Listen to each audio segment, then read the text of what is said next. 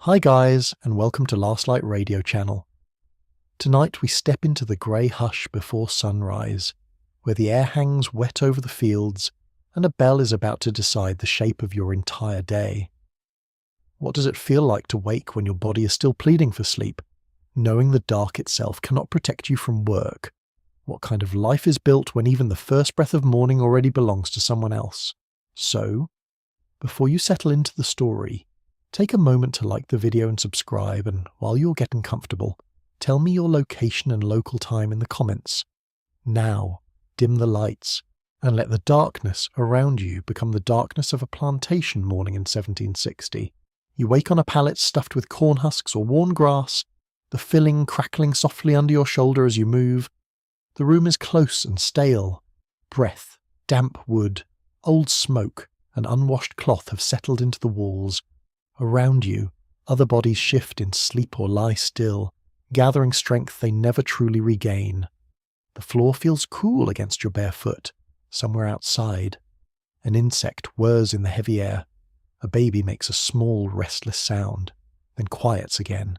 Then the bell comes. It cuts through everything. The sound is not elegant, not church-like, not noble.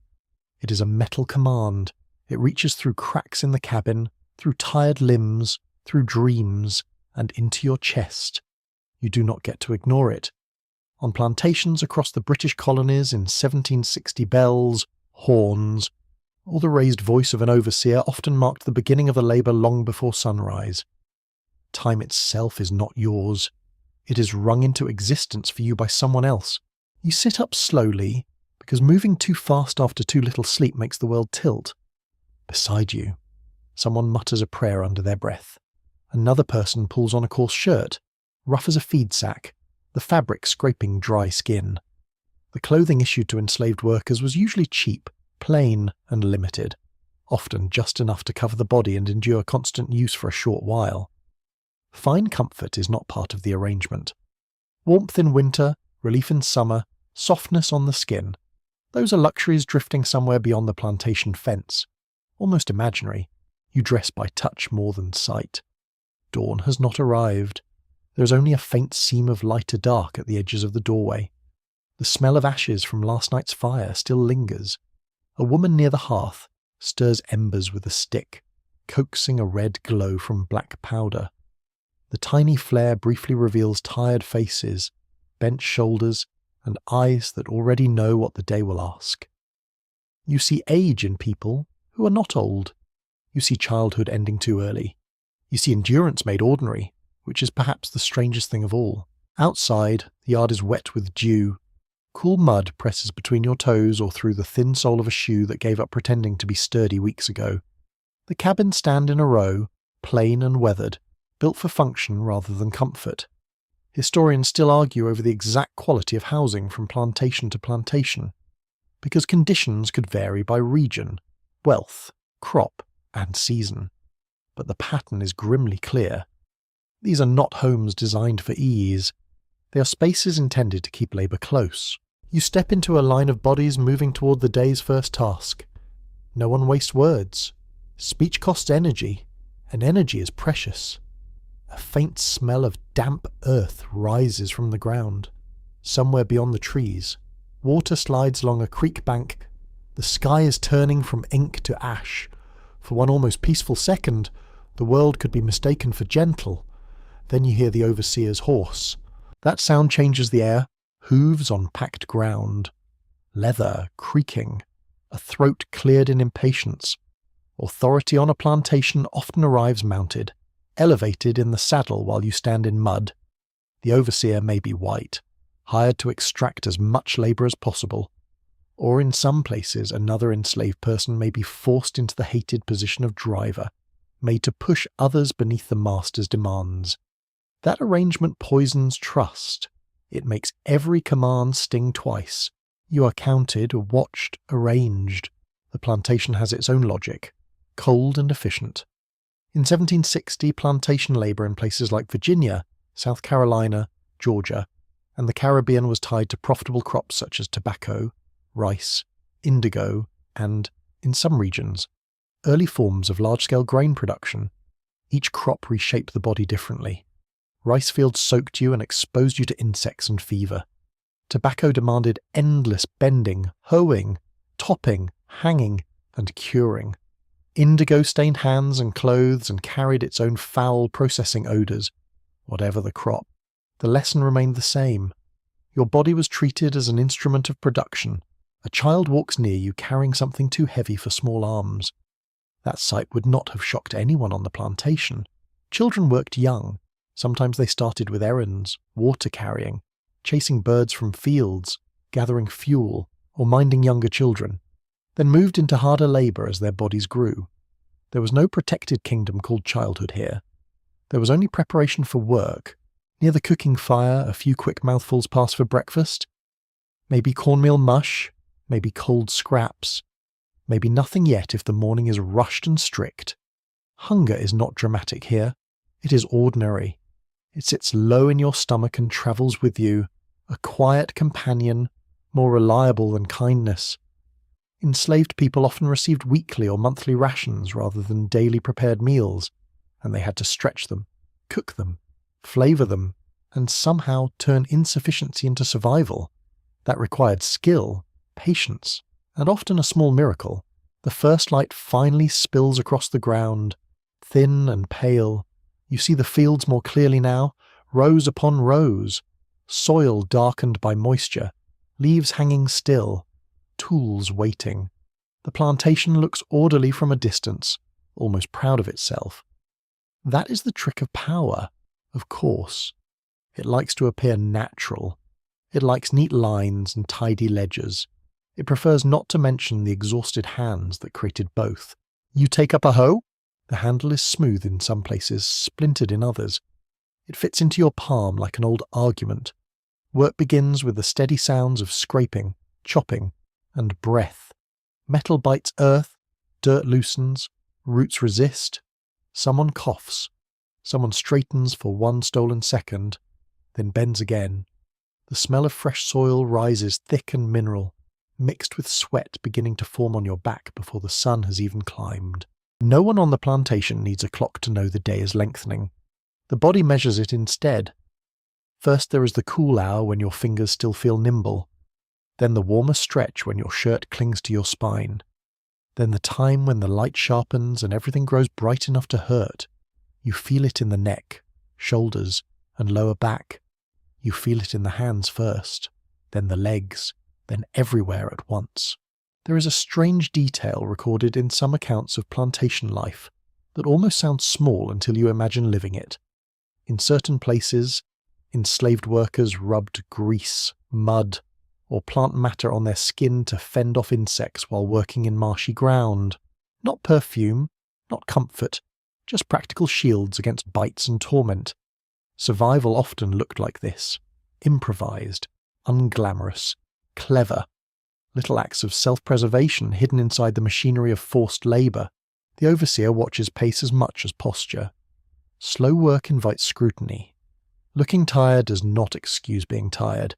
This is the irrational cruelty of plantation discipline. It pretends the body is a machine but punishes it for failing to be one. If a row remains unfinished, blame falls downward. If weather ruins a crop, pressure falls downward. If the master is displeased, the consequences fall downward. Gravity itself seems to serve the plantation. Yet even here, in this controlled space, life slips through the cracks. A woman hums while working, so softly that it could almost be mistaken for the wind in dry leaves. A man near the edge of the row taps his tool twice against the ground in a rhythm that answers her. Not rebellion in any grand theatrical sense. Not a trumpet blast. Just sound meeting sound. A reminder that the mind can move where the body's pinned. Music on plantations served many purposes. It kept rhythm, carried memory, eased strain, mocked authority in coded ways, and stitched people together when the system worked constantly to tear them apart. You notice smells more sharply as the day grows. Sweet rot from vegetation, smoke from distant kitchen fires, animal musk drifting from pens, salt on skin, iron from tools. Human labour has its own scent, a mix of earth and effort and heat. It settles into cloth so deeply that washing can only argue with it, never quite win. By mid-morning, the plantation is fully awake, wagons creak, chickens scratch, dogs bark once and fall silent. Somewhere the main house stands with its wider porch, its better glass, its promise of shade not meant for you. Domestic order there depends on labour here. That is one of the central truths of plantation life in 1760. The polished surface of wealth rested on organised coercion, tobacco exports, rice fortunes, indigo profits. All that colonial prosperity came from stolen time, stolen strength, stolen lives. A curious and rather bleak detail survives in some records from the era. Plantation owners sometimes wrote about enslaved people in the same account books as livestock, tools, seed, and barrels. Not poetry, obviously. Inventory. The handwriting might even be neat. There is something chilling about neat handwriting used for moral ugliness. The page stays clean while the reality does not.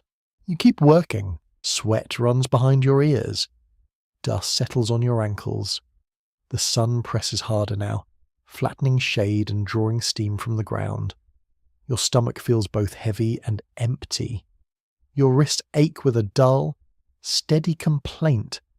Sometimes pain arrives sharply, like a thorn or blister. More often it spreads and stays, becoming part of the weather inside your body. People around you develop tiny methods of endurance, a shift of grip to save the palm, a slower exhale during bending, a silent count to divide a task into bearable pieces, a glance toward a friend just long enough to feel less alone. These methods matter.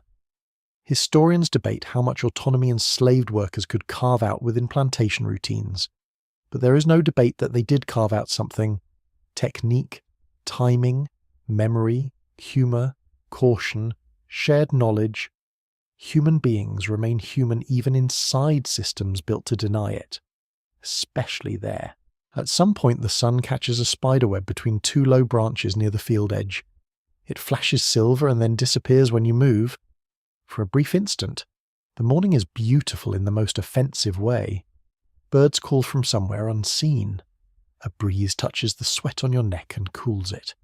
You hate how lovely the world can look while being so merciless. Nature offers beauty without justice. The plantation depends on that indifference. The calls of workers and watchers rise and fade across the rows. Some accents come from different colonies. Some speech carries traces of West and Central African languages transformed by time, loss, and contact. Plantation society in 1760 was already a place of forced cultural mixing, where people from different regions, nations, and language groups were thrown together and made to build communication under pressure. Out of that violence came new forms of speech, belief, foodways, music, and kinship. None of it was given freely. All of it was made anyway. You lift, chop, bend, and move forward another few feet, then another, then another. Endless labour doesn't always feel dramatic from the inside. Often it feels repetitive, numb, monotonous, and brutally practical. That may be the most haunting part. Great cruelty can wear the face of routine. It can sound like a bell, smell like damp soil, and arrive one ordinary morning at a time. The sky is fully bright now. Day has taken hold. Your hands are dirty. Your back is slick with sweat, and the plantation has settled into its long appetite. There will be no surprise rescue, no sudden mercy carried in on the breeze, only the next task, then the next, and the constant effort to keep something inward and living untouched by those who would claim every part of you, so you keep that inner part guarded. You straighten for one breath. Then you work again. By the time the sun stands clear of the trees, the field has lost every trace of softness. What looked grey and forgiving at dawn now lies open and exposed, each row stretching ahead with the stubborn confidence of a task that knows it will outlast your strength. The light is sharper, the ground is warmer, your shoulders have already begun to tighten, and the day has only just found its full voice. You work in a line with others, each person spaced just enough to labour, watched closely enough to prevent comfort. The row seems simple from a distance. It is never simple from inside it. You bend, swing, lift, clear, and step forward. Then you do it again. The repetition becomes its own kind of pressure, a rhythm that can dull the mind or break it, depending on the hour and the body carrying it. For many black Americans held on plantations in 1760, field labor was the center of life. In the Chesapeake, tobacco demanded constant attention through planting, weeding, topping, worming, cutting, hanging, and curing. In the lower South, rice cultivation could be especially punishing, with workers standing in wet ground, exposed to insects, heat, and disease. Indigo, too, had its own brutal cycle, from tending the crop to processing the plant into dye. Different regions meant different crops, but none of them offered ease. The tools are plain and unforgiving. A hoe does not care if your wrist is swollen. A knife does not slow because your fingers are stiff. A basket does not become lighter because you slept poorly. The work is shaped by seasons, but the demand underneath it barely changes. Planting season hurries, weeding season drags, harvest season presses like a hand against the throat. Every part of the agricultural cycle asks for speed, endurance, and obedience all at once. The heat begins to settle on you in layers. First it touches the top of your head and the back of your neck. Then it moves down, wrapping your shoulders and spine. By late morning it seems to rise from the ground as much as fall from the sky. The soil gives off a baked, dusty smell. Crushed leaves release bitter green scents underfoot. Sweat trickles down the side of your face, carrying dirt with it in thin lines. Flies arrive. They are persistent little tyrants. They find the corners of your eyes, the damp at your mouth, the salt on your forearms. Gnats hover in clouds. Mosquitoes wait near wetter ground. In rice country, the insects could be relentless, part of a broader world of fever and swamp sickness that made life even more dangerous. Malaria and other illnesses haunted such landscapes, though people in 1760 did not always understand disease in the way later generations would. They knew the suffering, though. They knew weakness, chills, and bodies failing in the heat. Some plantations divided labour by gangs. The strongest workers might be placed in a first gang, expected to labour at the fastest pace, while others worked in second or third gangs with different tasks and demands. In some places, especially in rice-growing regions, a task system existed instead, where a set amount of work had to be completed before a person could use any remaining time. Historians continue to debate how much breathing room that sometimes created, because even where task labour existed, the demands could still be severe, and the so-called extra time came only after exhausting quotas were met. You do not experience these systems as theory. You feel them as pressure in the muscles. The overseer rides along the edge of the field. The horse snorts and flicks its tail. Leather straps creak. You can hear the animal breathing, which somehow feels like an insult. Even the horse sounds less burdened than the people below it. The overseer's eyes move from row to row, measuring progress. He notices who stoops slower, who pauses too long, who glances up too often. Plantation surveillance is not subtle. It is a daily presence, as ordinary as sun and dust. There is another layer to this watching. On some plantations, drivers chosen from the enslaved population were forced to supervise others. It was a cruel arrangement. They might be granted slight privileges, better clothing, or reduced labour, but at a terrible cost. The plantation liked to bend people against one another wherever it could. Power often works that way. It prefers division to solidarity because divided suffering is easier to manage. A child trails near the outer edge of the work area, shooing birds from a patch of seedlings. The child's voice is still high, still carrying the shape of youth, but the movement is already practiced. Many children on plantations entered the labour system gradually, yet the line between little task and hard task could disappear quickly. By 10 or 12, and sometimes earlier, many were expected to contribute seriously to plantation work. Even play, when it existed, could be interrupted by chores. The field sounds different as the sun climbs. Early morning had space in it. Now the air is full. Tools strike earth in uneven rhythm. Leaves rustle. Someone clears a throat. Someone sighs. Someone mutters a few words too low to catch. You can hear crows from a nearby tree, sounding far too pleased with themselves. In the distance, a wagon wheel complains with a long wooden groan. These noises blend into a rough kind of music. Not beautiful exactly, but steady enough to hold on to. Labour on a plantation was not only physical effort, it was also forced attentiveness. You must watch the crop, you must watch the overseer, you must watch your footing, the tool in your hand, the speed of others, the changing weather, the mood in the field, a snake in the grass, a wasp nest in the brush, a root that twists your ankle. Any of it can turn the day worse. Tiredness does not excuse inattention, it simply makes attention harder. Now and then someone makes a brief joke. It comes fast and disappears just as fast. Humour survives in strange places. A muttered remark about the overseer's posture, a dry observation about a stubborn mule acting more dignified than its owner. Gentle sarcasm lives well under pressure. It does not free you, but it protects some inward corner from complete surrender. There is something deeply human in the ability to laugh quietly while carrying unbearable things. By noon the sun feels personal. Your shirt sticks to your skin. The cloth rubs at the shoulders and under the arms until tenderness becomes rawness. If you wear shoes, they are likely worn thin, rubbing blisters at the heel, or offering little protection from stones and roots. If you do not, the ground itself becomes part of the burden, hot, rough, and full of surprises.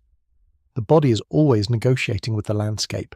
A short break may come, though its length and generosity depend on the plantation, the season, and the person in charge.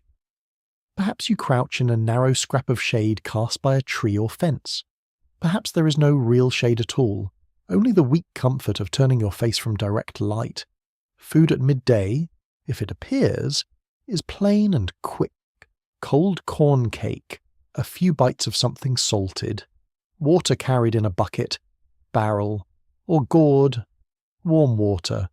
Often, still, you drink it like treasure. One odd detail from plantation records and travellers' accounts is how often the owners praised their own orderliness, while saying almost nothing about the wear on the bodies producing that order. They wrote about acreage, yields, weather, and market prices. They noted the quality of tobacco leaves or the success of an indigo batch. Human exhaustion becomes almost invisible in such writing, except as a complaint about productivity. It is a remarkable act of moral blindness, also a very convenient one. The break ends quickly, back to the row. The afternoon has a different cruelty from the morning. In the morning, the body still negotiates. By afternoon, the body starts paying. Your lower back burns with a dull, spreading ache. The inside of your hands feels hot from friction. If you straighten fully, you may feel dizzy for a moment, the horizon shifting before it steadies. The sun makes every movement seem larger than it is. A few steps feel like many. A small basket feels heavier than reason says it should. In tobacco country, one task that could fill hours was worming, removing destructive caterpillars by hand from the plants. Imagine doing that in heat, moving from leaf to leaf, checking carefully, crushing pests while sweat runs into your eyes. It is not grand labour, it is tedious labour. History often remembers battles and speeches. Plantation life was built from thousands of repetitive motions so dull and exhausting that they almost vanish from the record. Yet this was the real substance of most days. There are plants brushing your arms as you move, the leaves feel sticky in places, dry in others. Some scratch the skin. Dust clings. Pollen floats unnoticed until it settles on sweat. You wipe your forehead with the back of your wrist and leave a smear of dirt above your brow. The sun glints off the metal edge of a tool nearby. For a second it flashes so brightly that you look away. Somewhere beyond the main work line, skilled labourers are carrying different burdens. Carpenters, coopers, blacksmiths, mill workers, boatmen, stock tenders, and gardeners all existed on plantations, depending on size and region. These positions could require training and were sometimes valued differently by owners. But skill did not erase bondage. A trained hand could still be sold. A clever mind could still be whipped. Skill could provide leverage in small ways, yet it also made a person more valuable to the system exploiting them. Women in the fields often performed the same punishing agricultural labour as men, while also carrying expectations around childbearing, childcare, food preparation, and domestic tasks. The plantation did not divide hardship neatly. It stacked hardship. Pregnancy did not guarantee rest. Motherhood did not cancel quotas. A woman might work a field, nurse a child, cook a meal, mend clothing, and rise before dawn to do it all again. Endless labour was not a phrase, it was a schedule. The air changes slightly in mid-afternoon. Not cooler, not yet, but thicker somehow. A breeze stirs and then fails. Clouds gather in a loose procession, offering false hope. In some regions, a sudden storm can transform the field, turning dust to slick mud in minutes. Weather matters intensely on a plantation.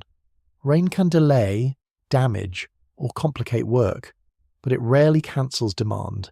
It simply changes the form of misery. Historians still dispute the exact degree to which some plantation owners calculated labour with cold efficiency versus relying on inherited custom and habit. The result for those in the field, however, could look much the same. The workday expanded to the edge of light. Bodies were pushed according to crop needs. Economic ambition and routine cruelty worked together easily enough, even when the people in charge were not especially systematic thinkers. One does not need genius to enforce injustice. Mere selfishness will often do. A dragonfly skims low over a wetter patch of ground. Its wings shimmer blue for a second, almost jewel bright. Tiny beauty again. There it is, shameless as ever.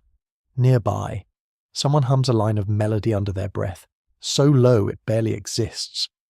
The tune does not fully reveal itself. Maybe that is wise. Some things are safer half hidden. You notice how people conserve speech in the worst heat. Words take effort. The field becomes a place of shortened exchanges and silent understanding. A glance can ask a question. A lifted chin can answer it. Someone passes near enough for you to smell wood smoke trapped in cloth from the morning fire. Another carries the scent of sweat and crushed herbs. Human presence arrives through these small sensory traces when conversation cannot. The sun drifts lower, but relief does not rush in. Late day often brings a mean kind of fatigue, when the finish line exists in sight, but the body cannot trust it. There is still enough light for more work, and that means more work will be taken from you. The row ahead seems both shorter and longer than before.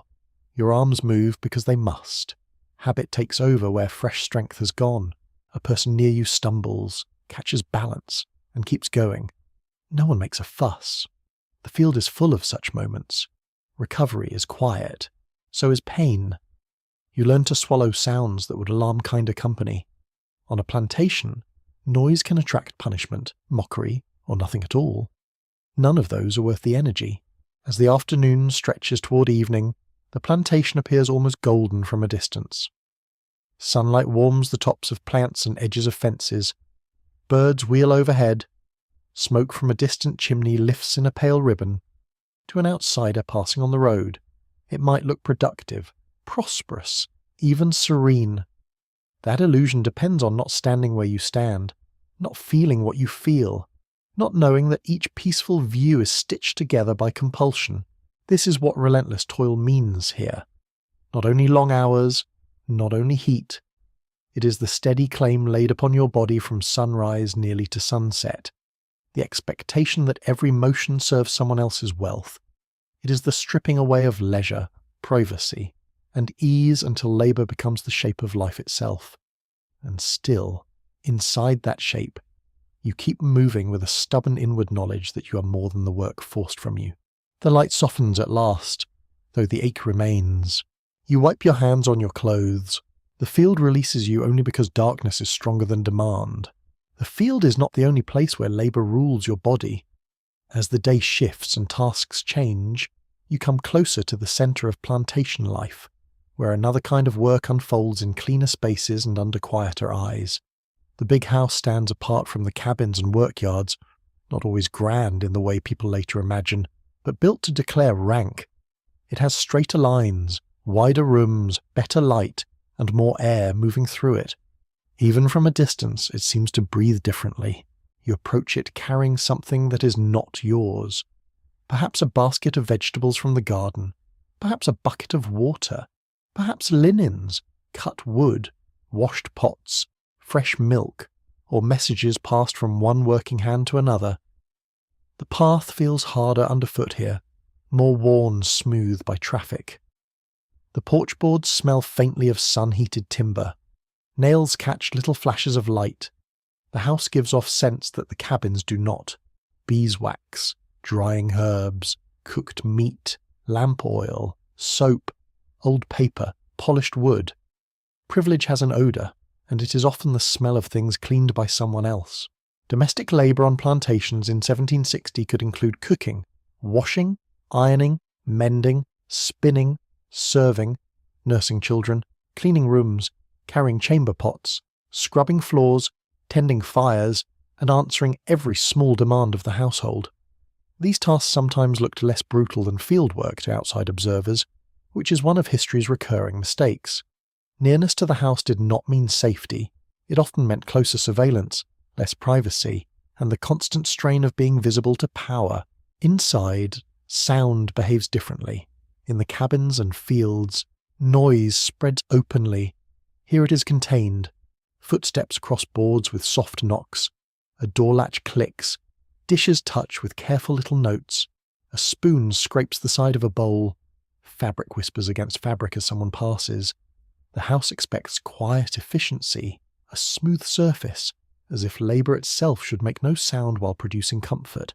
You enter through a back way. Naturally. The front belongs to display. The back belongs to work. Kitchens on many plantations stood in separate buildings or wings to reduce the risk of fire and keep heat away from the main rooms. This means the kitchen has its own climate, its own fumes, its own demands. When you step inside, warmth hits your face at once. Fire smoke curls upward. Fat spits in a pan. Boiling water sends up clouds that dampen your skin more quickly than the field ever could. The heat here is close and intimate. It wraps around the lungs. A cook moves with practiced speed. She has no wasted motion. One hand checks a pot while the other reaches for a spoon, a cloth, a knife, a bowl. Domestic workers often had to perform skill under pressure, producing meals and order for the household with limited supplies, while also answering to the mistress, the master, guests, children, and the general unpredictability of plantation life. A meal on a table might look calm. The labour behind it was anything but. You notice what is being prepared because the smell is impossible to ignore. Salt pork, cornbread, greens, maybe stew thickened with whatever the kitchen can spare. Maybe pies or preserves if fruit is in season, and the house is feeling prosperous. Plantation households consumed food differently according to wealth and region, but one pattern remains painfully clear. The people making the meal did not enjoy the meal in the same way. Abundance passed through their hands without settling there. There is another kind of tension in this place. In the field, punishment can be immediate and public. In the house, judgment often comes through correction, scrutiny, and the sharp edge of disappointment that can turn dangerous in an instant. A plate set slightly wrong, a floor not swept well enough, a child in the household crying at the wrong time, a shirt not fully whitened. Domestic service demanded precision while allowing very little control over conditions. It asked for excellence from tired bodies and punished failure as if fatigue were a moral flaw. A woman bends over steaming wash. Her sleeves are rolled high. Her forearms shine with heat and water. The laundry work seems endless. Buckets lifted, cloth soaked, soap rubbed in, fabric beaten or scrubbed, water changed, pieces wrung tight by hand, then drying, folding, mending, and repeating the whole process tomorrow. Clean linen, in the world of the house, signals refinement. In the world of labour, it signals burning hands, sore shoulders, and standing for hours in wet conditions. One of the stranger details in plantation life is how much effort went into preserving the appearance of gentility in households planted in rough colonial landscapes. Imported plates might sit on a table carried across muddy roads. Silver could be polished in a place where nearby cabins had almost nothing. A mistress might complain about dust while the entire estate depended on people living in dirt-floored scarcity. It is an extraordinary performance. Really. Civilization at the table. Coercion at the foundation. You carry a stack of folded linens into a bedchamber. The room is cooler than the kitchen, shaded and still. Curtains soften the light. A chest sits near the wall. A looking glass catches your shape for 1 second and returns it strangely, as if you're both present and not meant to exist in the scene at all. Beds in such rooms are taller, softer, better stuffed than any pallet in the quarters. You feel that difference with your eyes first, then with the quiet resentment of the body. Mistresses in plantation households could be both dependent on enslaved labour and active managers of it. Popular memory sometimes tries to blur this, as if women in the house merely floated above the system in pale dresses and helpless discomfort. The record is not so kind. Many directed servants, assigned duties, disciplined workers, controlled food and clothing distribution, and took part in the daily mechanics of slavery. Their authority might be limited by the men above them, but it was very real to those below them. You move carefully around furniture because careful movement can mean the difference between a hard look and something worse. Dust settles even in better houses. Ash drifts from fireplaces.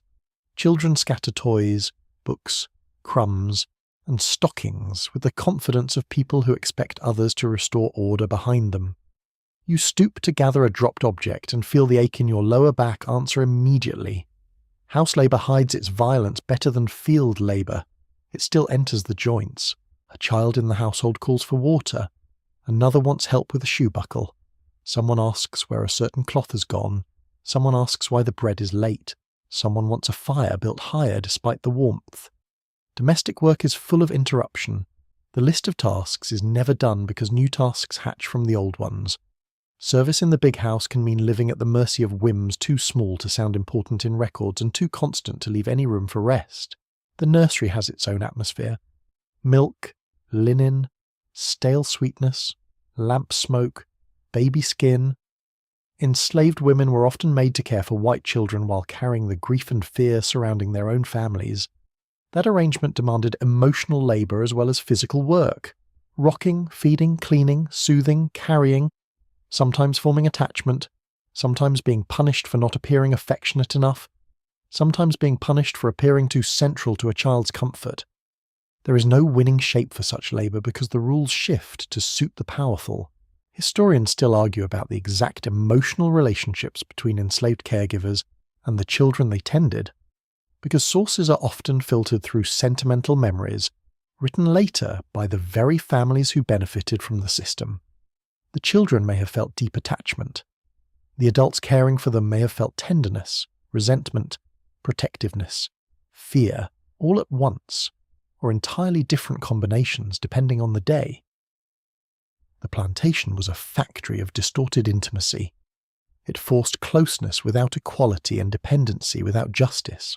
In the dining room, the table waits like a stage.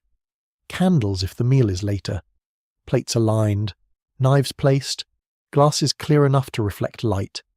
This quiet arrangement can seem almost elegant until you remember that elegance is being assembled by people who eat differently, sleep differently, and are punished differently. Even the act of standing still behind a chair is labour. Muscles tighten, feet throb, expression must remain controlled, presence must be constant and somehow invisible.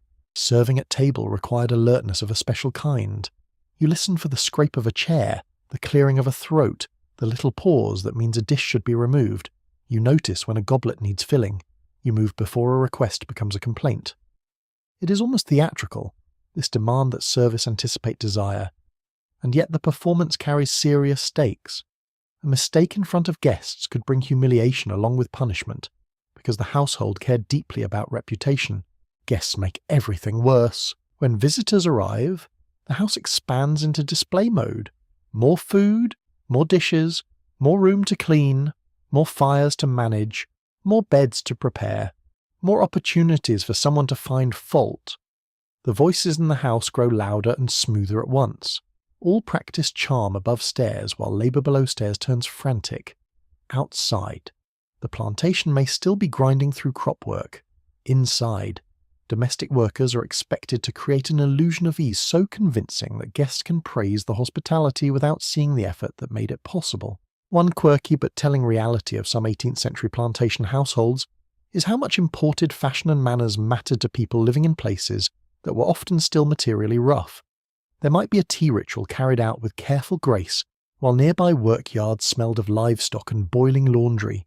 There might be talk of refinement by candlelight, while an exhausted woman in the kitchen scraped burnt residue from a pot with swollen fingers. The contrast is almost comic until you remember who pays for the joke. House servants could sometimes hear more than field workers about business, family disputes, market worries, marriage plans, political gossip, and financial trouble. Proximity to conversation brought knowledge, though knowledge itself was dangerous. You learn how carefully words travel in a place where hearing too much can make you useful or make you vulnerable. Silence becomes another tool, one as necessary as any broom or bucket. You pass a window and catch a view of the yard outside. Sunlight lies across it in long strips. Smoke lifts from a cooking place. A hen scratches near a fence. Somewhere farther off, people are still labouring in spaces less sheltered than this one. Yet the house does not feel like refuge. It feels enclosed, measured, watched from all sides. The walls are cleaner, but the pressure is closer. At some point you carry away a basin of dirty water. It sloshes against the rim and wets your hands. The water smells of soap, dust, sweat, and cloth. Such a simple chore, perhaps. Yet the entire household produces an endless stream of these simple chores. That is the secret of domestic labour. It multiplies invisibly. Every meal creates dishes. Every bed creates laundry. Every fire creates ash. Every polished object begs to be polished again. Comfort is maintenance, and maintenance has hands. A bell rings inside the house this time, smaller than the plantation bell but no less commanding in spirit. Someone wants attendance. Someone wants the world rearranged a little more conveniently around them. You set down the basin, wipe your palms on your apron or skirt or trousers, and answer because not answering is unthinkable.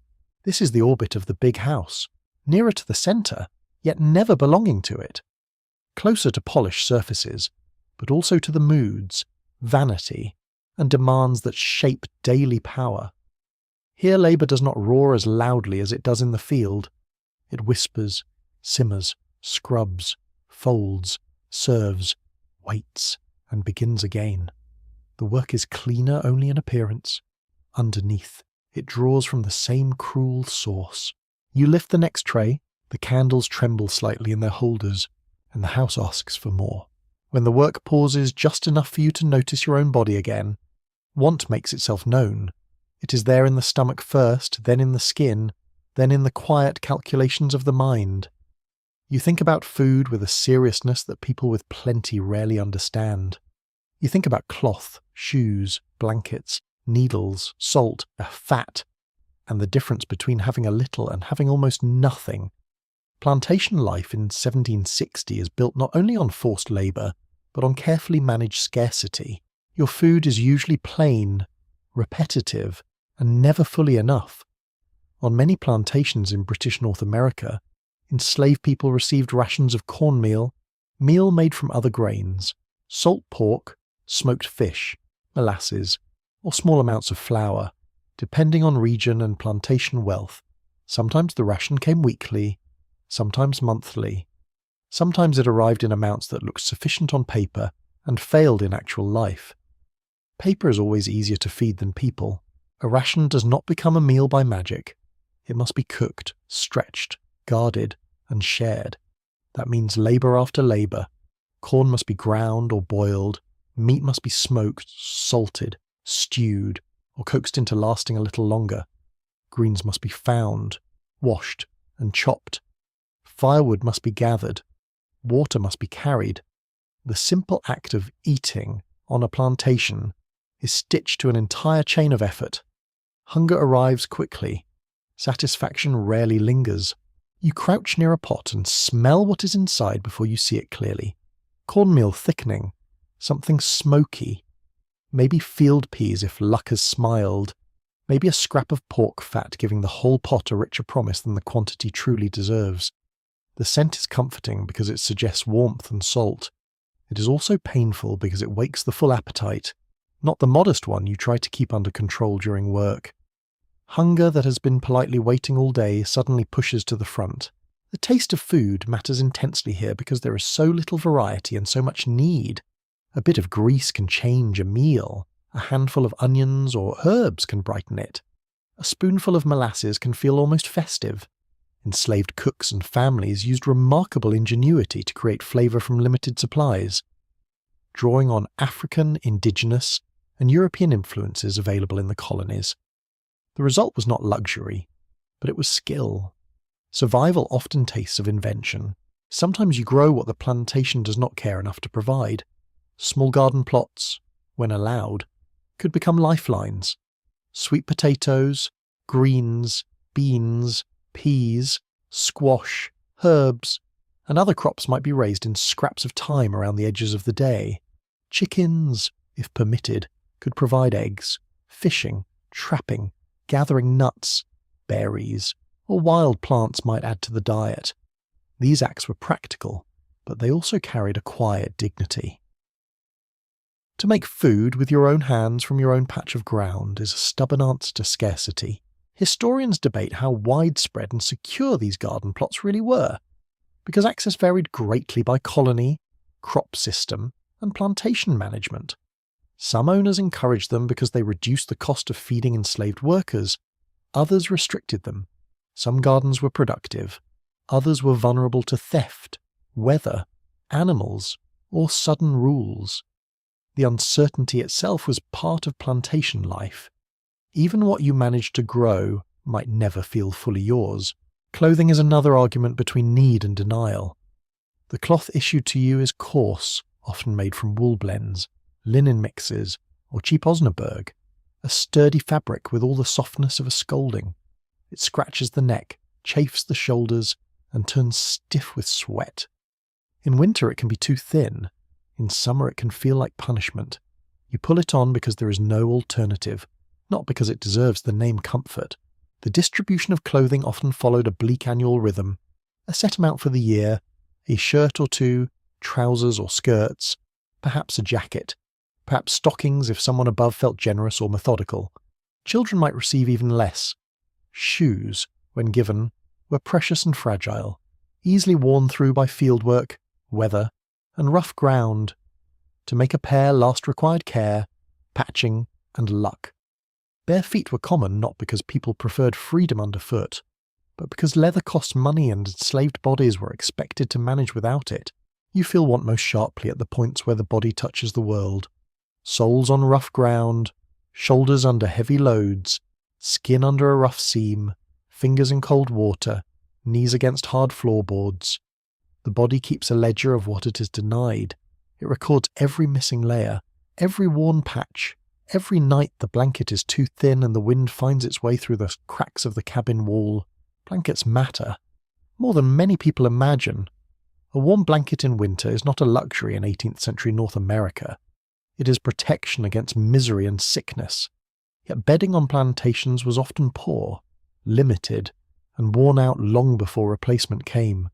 You might sleep on a pallet filled with husks, straw, or dried grass, covered in cloth that has known too many seasons already. When cold settles in, the whole body braces around it. Sleep becomes a shallow truce instead of rest. One of the more revealing details in plantation inventories is how casually essential goods could be listed in terms of quantity and expense, as though one blanket more or less were merely a budget choice. A master might note the cost of shoes for workers with the same practical tone used for harness repairs or barrel hoops. The language of management makes deprivation sound tidy. Actual deprivation is not tidy at all. It cracks skin, chills bones, and sharpens tempers.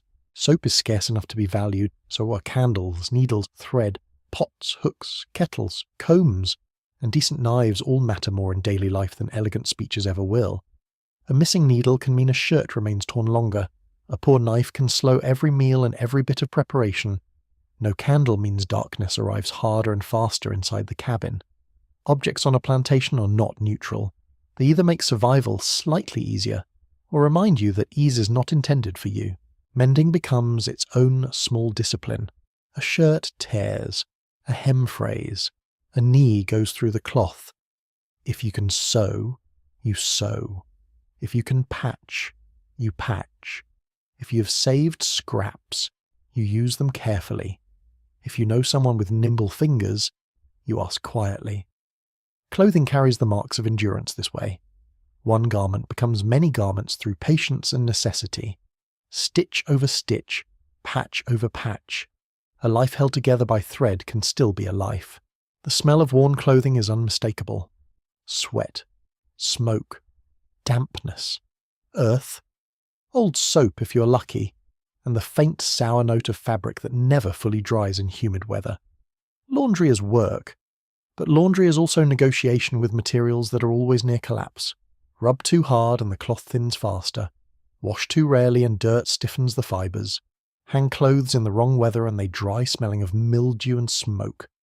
Every chore carries these little decisions. Food and clothing meet at the same point in plantation logic.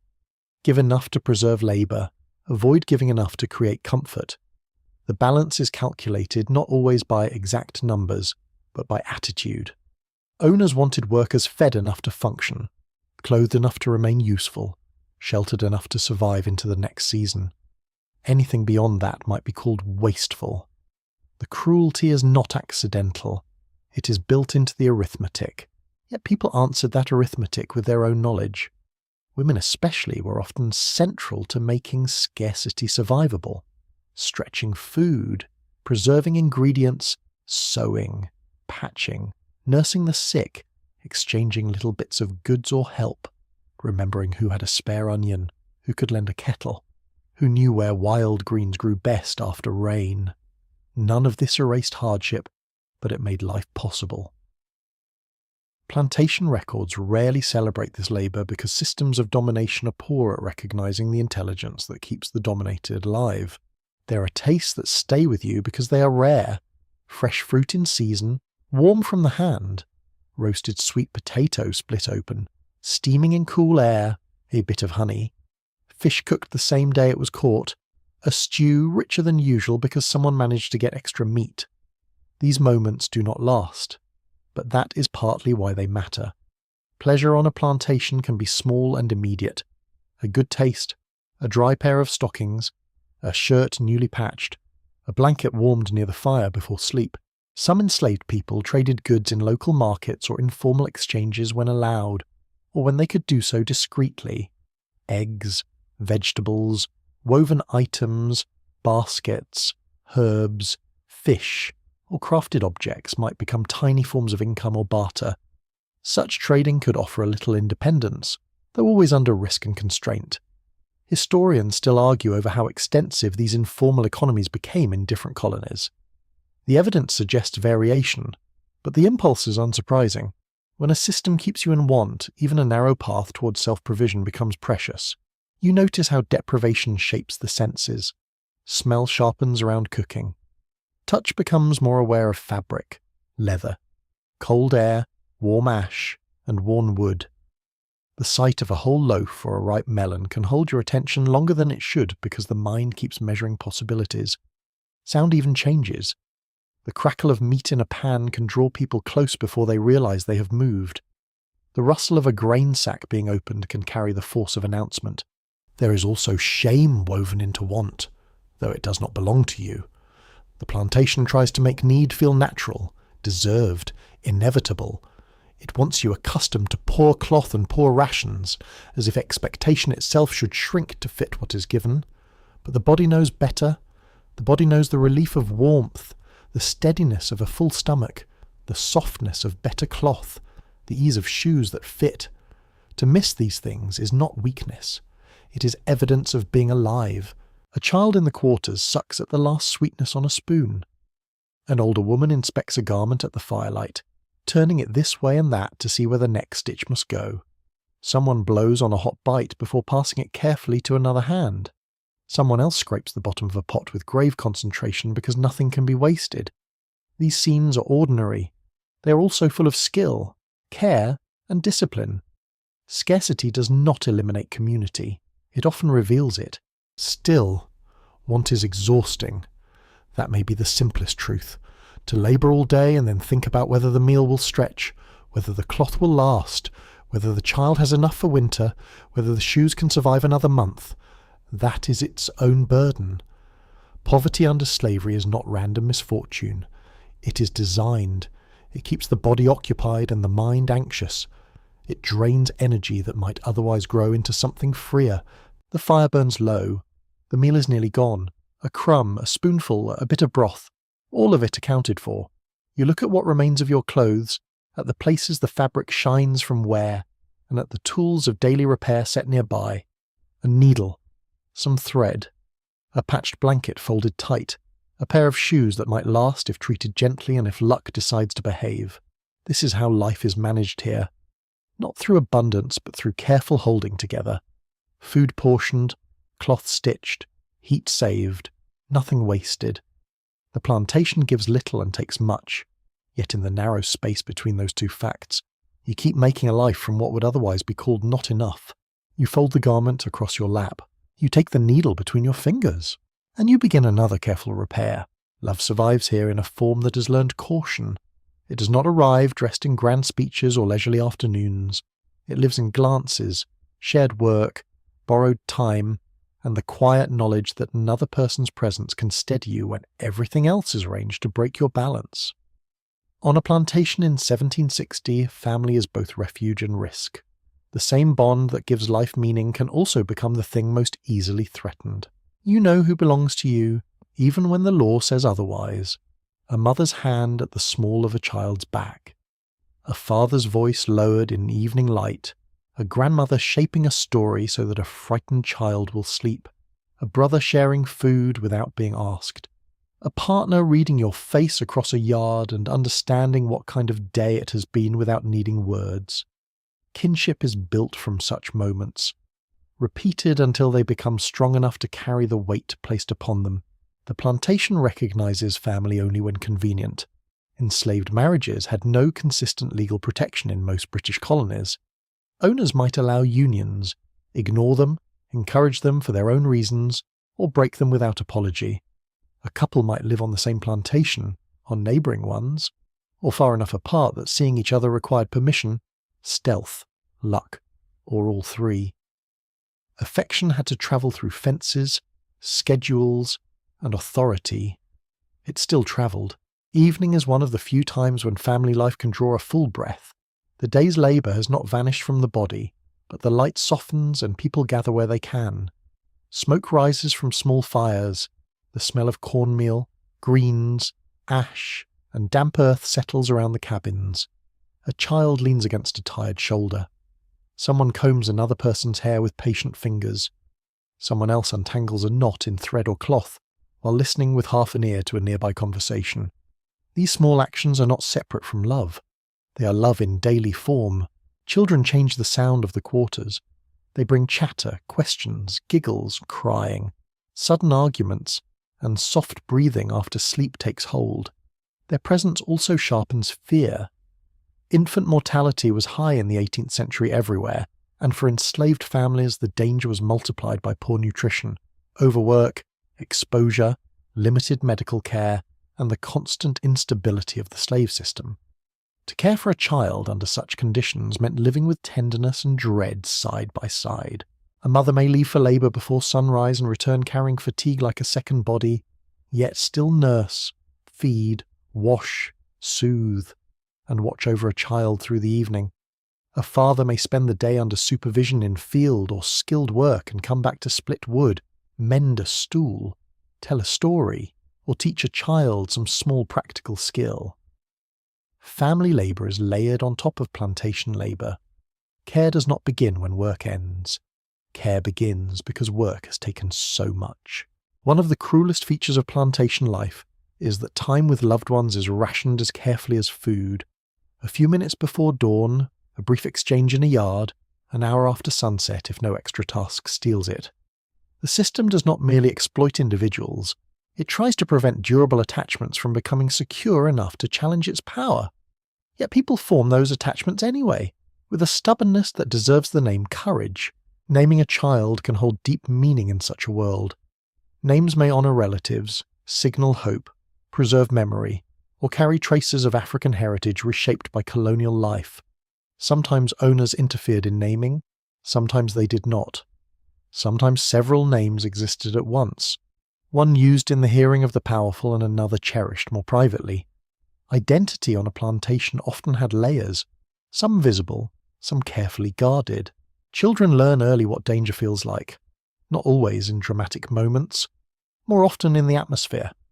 They notice when adults go quiet at the approach of an overseer. They notice when someone is missing from the cabin row. They notice hurried whispers after bad news arrives.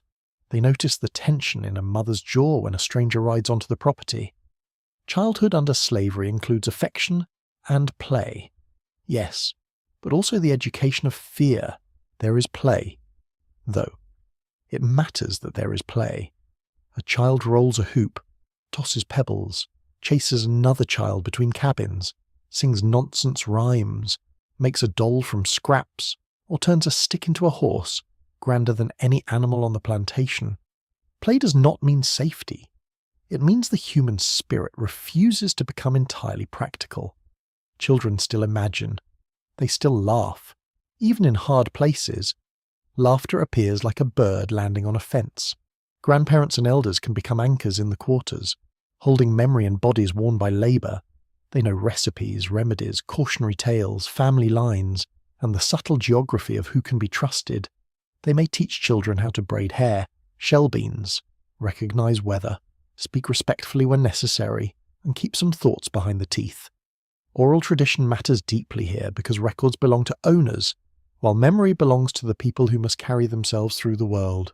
Historians still argue about the extent to which African kinship structures survived intact in 18th century plantation communities, because enslavement tore families apart and forced people from different ethnic groups into new formations.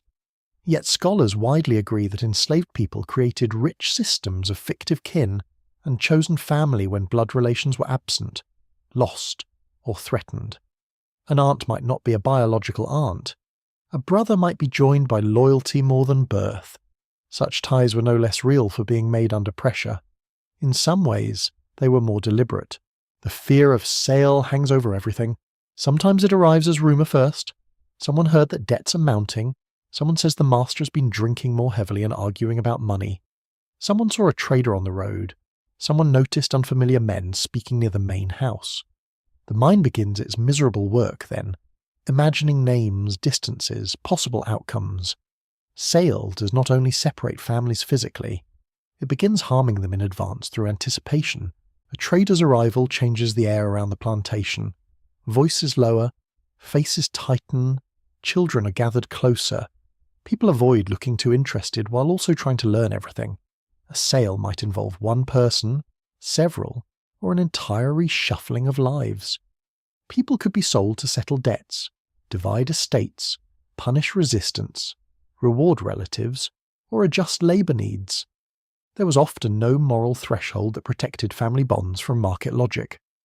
A child could be parted from a mother, a husband from a wife, siblings from each other. The law had room for property. It had very little room for grief, and grief here has to be managed carefully. Loud mourning may attract attention. Open despair can be dangerous, yet sorrow will out. It appears in red eyes, hoarse voices, food left untouched, a silence too heavy to ignore. The quarters know when a loss has occurred even if no one announces it plainly. The shape of absence is visible. A sleeping place unused, a bowl not needed, a voice missing from evening sound. One especially painful reality is that some families tried to prepare children for separation without being able to say so directly. A mother might teach a child names, places, prayers, or kin relations with unusual urgency. A father might repeat instructions about behaviour, memory, or endurance. At the time, a child might hear only seriousness. Later, perhaps much later, the purpose would become clear. Love sometimes speaks most urgently when it senses danger approaching. Yet family life is not only fear, it is also courtship, teasing, pride, discipline, loyalty, and ordinary household friction. A young man may straighten his posture when a certain woman passes. A young woman may laugh at him and then glance back when she thinks no one notices. Someone's aunt may comment dryly on the whole scene as if romance itself were a sort of foolish weather. Human beings do not become solemn symbols simply because the times are terrible. They remain inconveniently alive, Courtship on plantations often had to fit within narrow windows. Conversations in yards, meetings at prayer gatherings, encounters during shared tasks, visits between plantations when permitted or when cautiously arranged. Clothing might be adjusted with extra care for such moments. Hair smoothed, a good scarf saved, a compliment offered in a tone quiet enough to be safe and clear enough to be heard. Tenderness does not need much room to exist, though it certainly deserves more than it gets.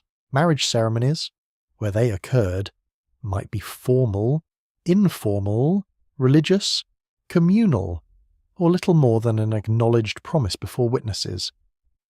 The famous custom of jumping the broom is often remembered in relation to later periods, and historians debate how widespread or early some such practices were in British North America.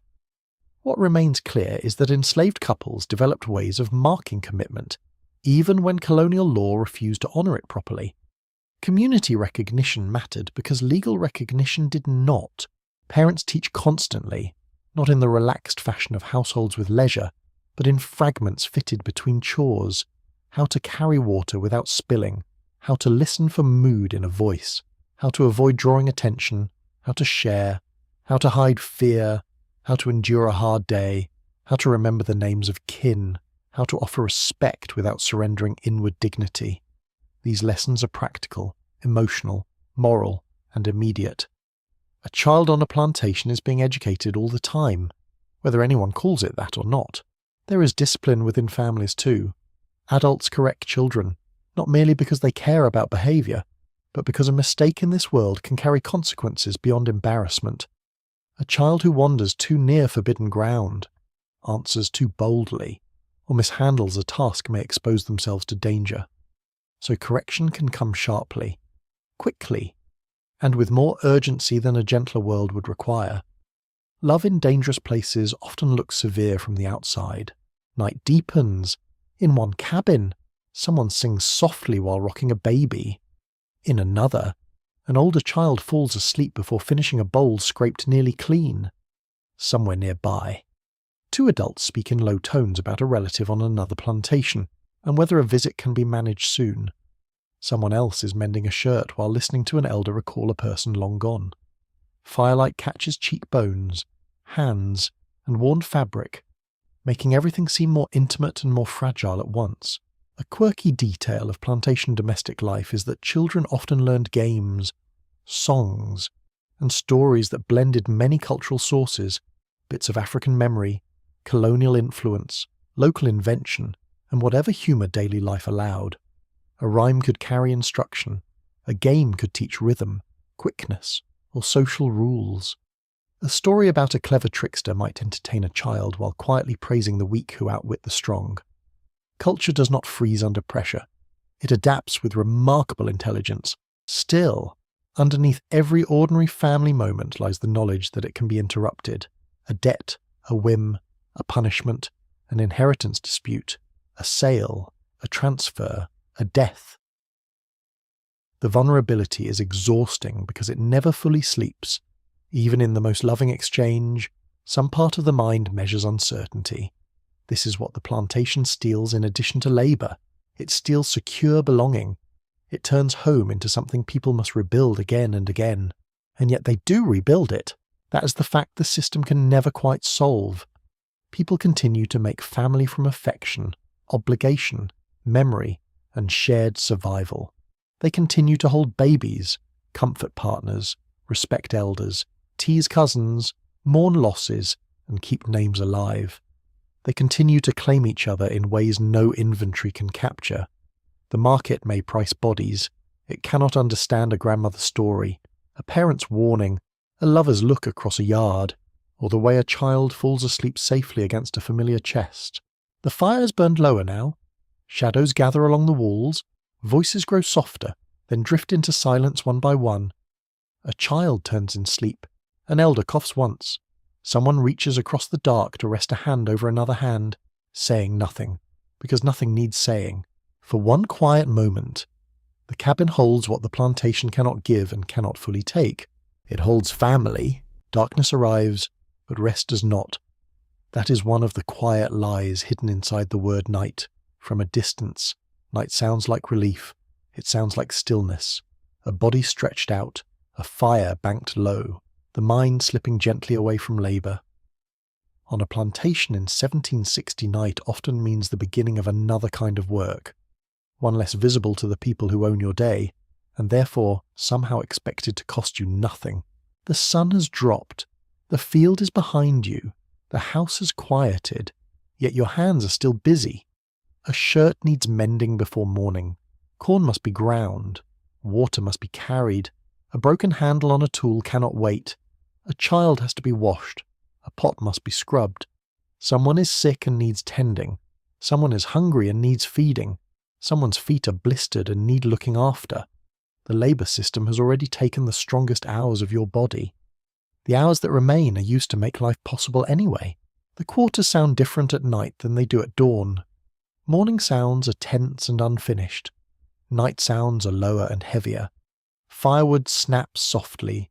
A spoon scrapes the bottom of a bowl. Water pours from one vessel to another with a steady hollow note. Cloth rustles as garments are turned, inspected, folded, or patched. A tired laugh rises and disappears. The air carries smoke, sweat, damp wood, and the earthy smell of people who have spent the day close to soil and heat. You squat near the fire with a small task in your lap. Perhaps it is a shirt torn at the shoulder. Perhaps a child's garment worn thin at the knees. Perhaps a sack that must hold together 1 week more. Sewing at night asks much from tired eyes. The fire throws an unsteady light. A candle, if there is one, is too precious to waste carelessly. Your fingers move by habit as much as sight. Thread through cloth. Pull, knot, trim, repeat. Domestic maintenance in the quarters is a second shift with no witness and no praise. Grinding corn can fill the dark with its own rhythm. Stone against grain, grain against wood. The sound is rough and patient. Meal gathers slowly, enough for tomorrow's bread or porridge if you can spare the time to prepare it. This work is sometimes done by hand after a full day in the field or house, because hunger does not accept excuses and children do not eat intentions. The arms feel the extra effort sharply at night. Muscles that have already worked all day complain in a language beyond words. Cooking in the quarters has a different spirit from cooking for the big house. It is not about display or formal timing. It is about making something nourishing enough from little, fast enough to fit between exhaustion and sleep. A pot of peas, corn cakes on a hearth, greens cooked down with whatever flavour can be coaxed from fat or smoke, sweet potatoes buried in coals, fish if someone has been fortunate. The scent of these foods drifting through the cabin row is humble but deeply alive. It says people are still caring for one another after everything has been taken from them. Night is also the hour when tools receive attention. Hoes need handles tightened, baskets need repair, a rope has frayed, a shoe sole threatens to give way, a stool wobbles, a bucket leaks. On a plantation, objects suffer almost as much as bodies. They're used hard, left in weather, and expected to last past reason. Repairing them at night can mean the difference between functioning tomorrow and failing in front of someone with the power to punish. Practical knowledge becomes a form of nightly insurance. Men and women alike carry these after dark burdens.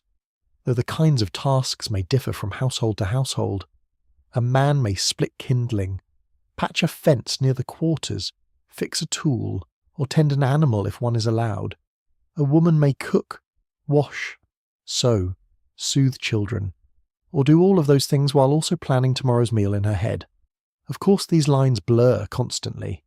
Need is a stronger organizer than custom. If something must be done, someone does it. There is washing too, not the large laundry demands of the main house, but the everyday cleaning that keeps human life bearable. A child's face and hands, a wound, a cooking pot, a shirt stained with sweat and soil. Washing at night can be cold in winter, sticky in summer, and always slightly wearying. The smell of soap, when available, mingles with ash and damp cloth. Cleanliness is not a simple matter of preference here. It is tied to health, comfort, dignity, and the desperate effort to hold disorder at bay. One curious detail from the 18th century is how often enslaved people had to create order and usefulness from cast-off or low-value materials. A broken iron piece might be saved for future use. Worn fabric became patches, wraps, or stuffing. Bones could be turned into tools or utensils. Gourds might become containers. Ashes might help in cleaning. Little was truly useless if patience and need were applied together. Waste is a luxury of the well-supplied. The poor learn to see possibility in scraps. Children, even tired ones, don't always move straight from supper to sleep. A child may need comforting after a scare. Another may resist settling because the day brought too little tenderness. Someone needs their hair untangled. Someone else wants a story. The same one as always, because repetition itself feels safe. Adults who have every reason to collapse instead find themselves rocking, humming, answering questions, settling disputes, and wiping tears in the smoky half-light. Care work does not honour the body's desire for rest. It answers a different obligation.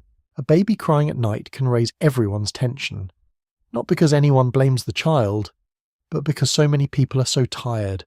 Still, someone lifts the baby, someone walks the floor, someone hums low, almost under the breath, until the small body softens.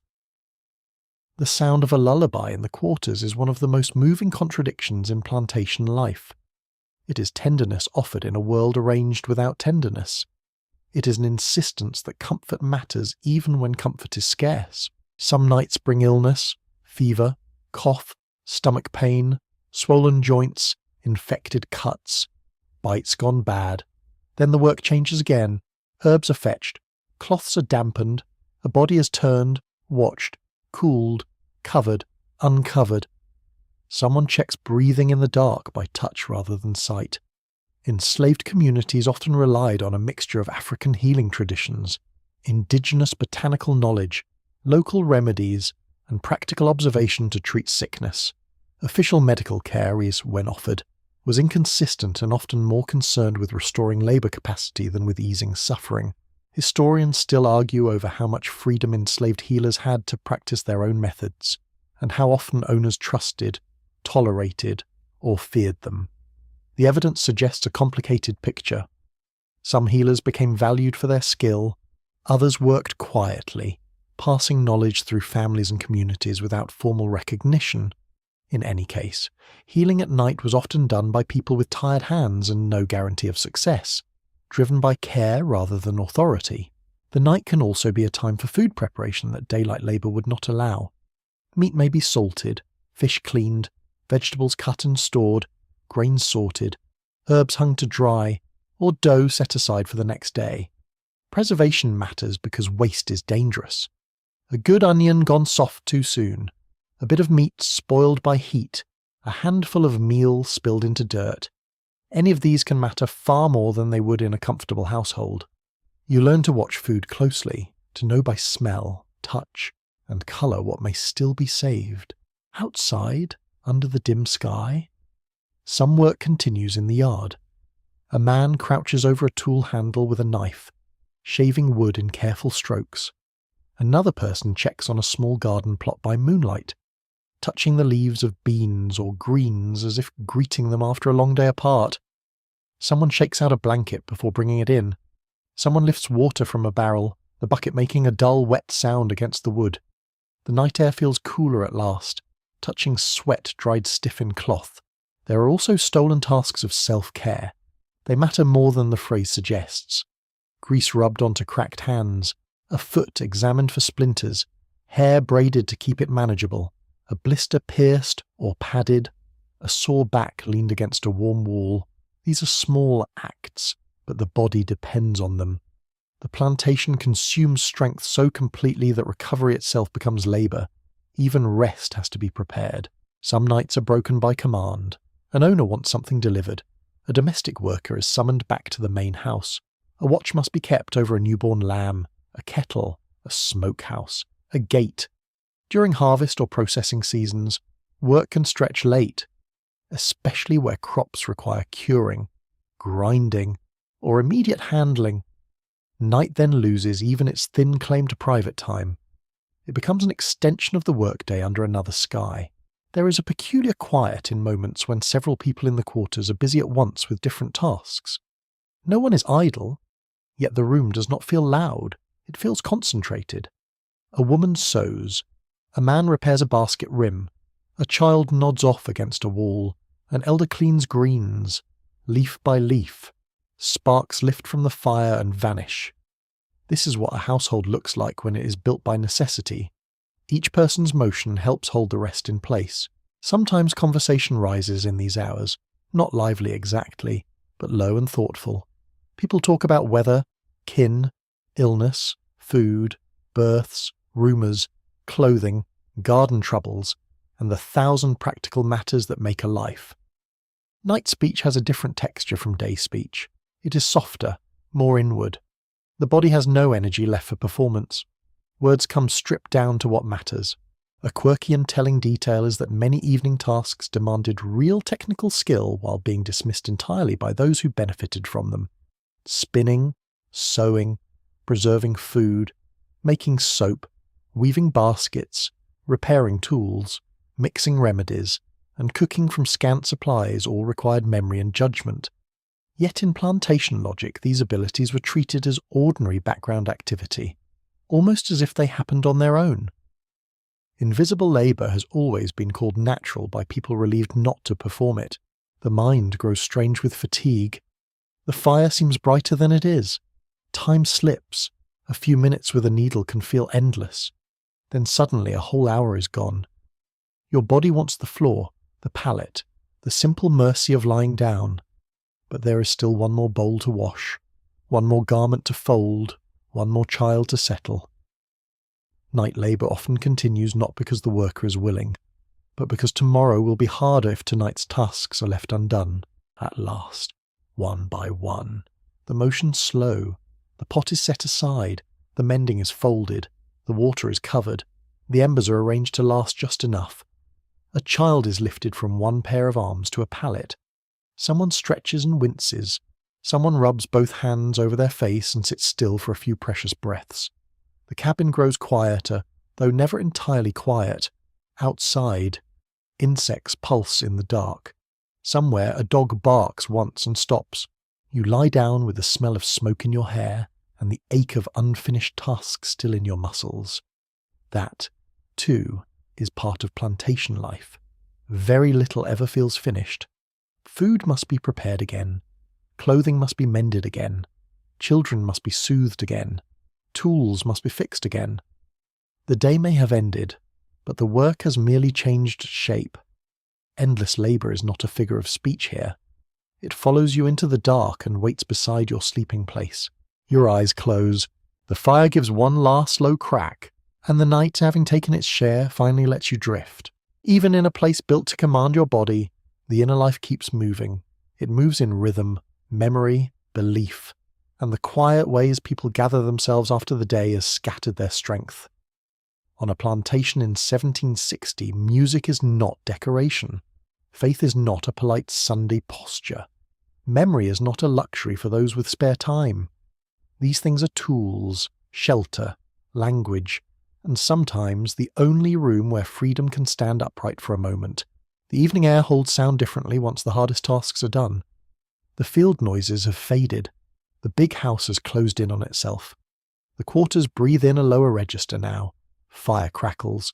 Children murmur in sleep or drowsy half-play. An old board shifts under someone's step. Then, from one cabin or the open space between several, a voice rises. Not loud, not for show, just steady enough to draw another voice beside it.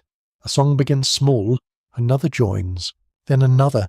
The melody may be familiar to everyone or only partly known, with others catching the shape as it unfolds. The singing carries the wear of the day inside it. You can hear tiredness there, but also control.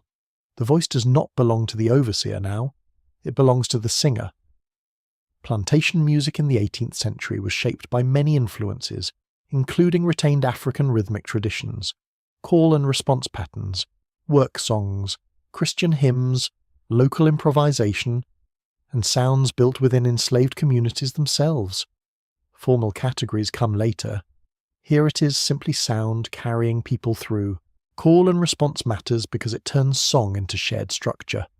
One voice offers, others answer, one line opens, another closes around it. The pattern allows room for memory and invention at the same time. It also means no one has to carry the whole weight alone. The group catches you if your voice thins. Someone else steps forward when breath runs low. There is wisdom in a musical form that assumes humans need each other. Some songs keep time for labour, others ease it. Some are playful, some are mournful. Some may carry hidden meaning that slips past an inattentive listener. A line about crossing water or going home can hold many layers when sung by people whose homes have been stolen, remade, or made uncertain. Historians continue to debate exactly how coded some early songs were in this period, because the documentary record is thin and filtered through outsiders. Yet it would be foolish to imagine that people living under such pressure sang without depth. Music almost always knows more than records do. You feel song physically. In the chest first, then in the throat, then in the skin of the arms when a harmony settles just right, or a repeated line gathers force. Rhythm may come from hands clapping softly, feet tapping packed earth, a stick against wood, or simply the natural pulse of voices breathing together. No orchestra, no elegant hall, no printed score. And still, the music carries authority of its own. It organises feeling. It makes exhaustion bearable for a little while. There is humour in some songs too, sly and bright. A verse may exaggerate a small frustration. A refrain may tease a familiar type of person. A rhythm may bounce just enough to lift a room full of tired bodies into laughter. That matters. Humour is not a denial of suffering. It is one way of refusing to let suffering be the only thing with a voice. Gentle mockery survives remarkably well under oppression. Human beings remain wonderfully capable of side-eye even in the hardest circumstances. Memory lives in stories as much as songs.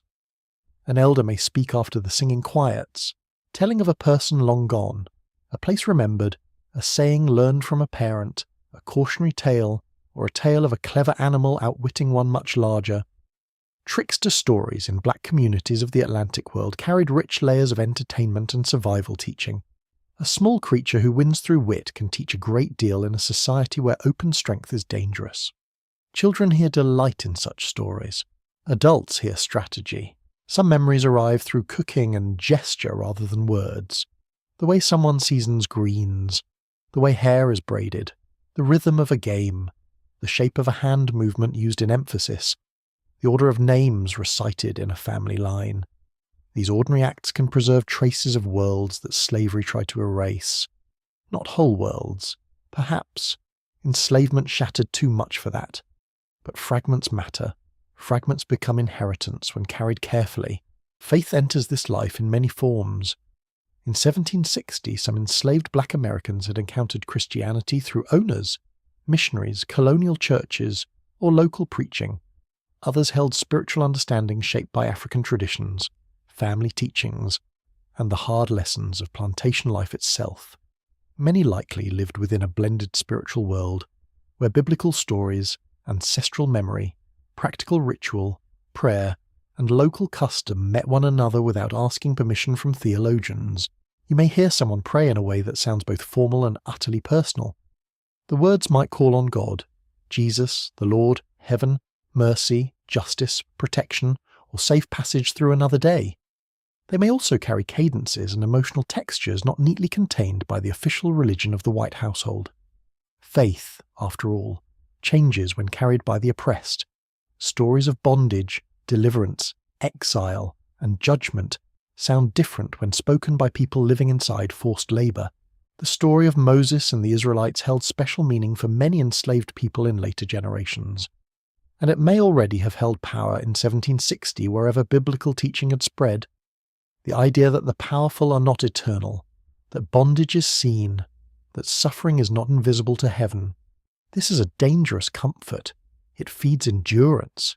It also feeds imagination. Plantation owners might welcome Christian instruction if they believed it encouraged obedience. They could not fully control what enslaved hearers made of the story. Historians still debate how widespread Christian conversion among enslaved people in mainland North America really was by the mid-18th century, especially before the revivals of later decades transformed the religious landscape more dramatically. In some areas, conversion was limited. In others, it was growing.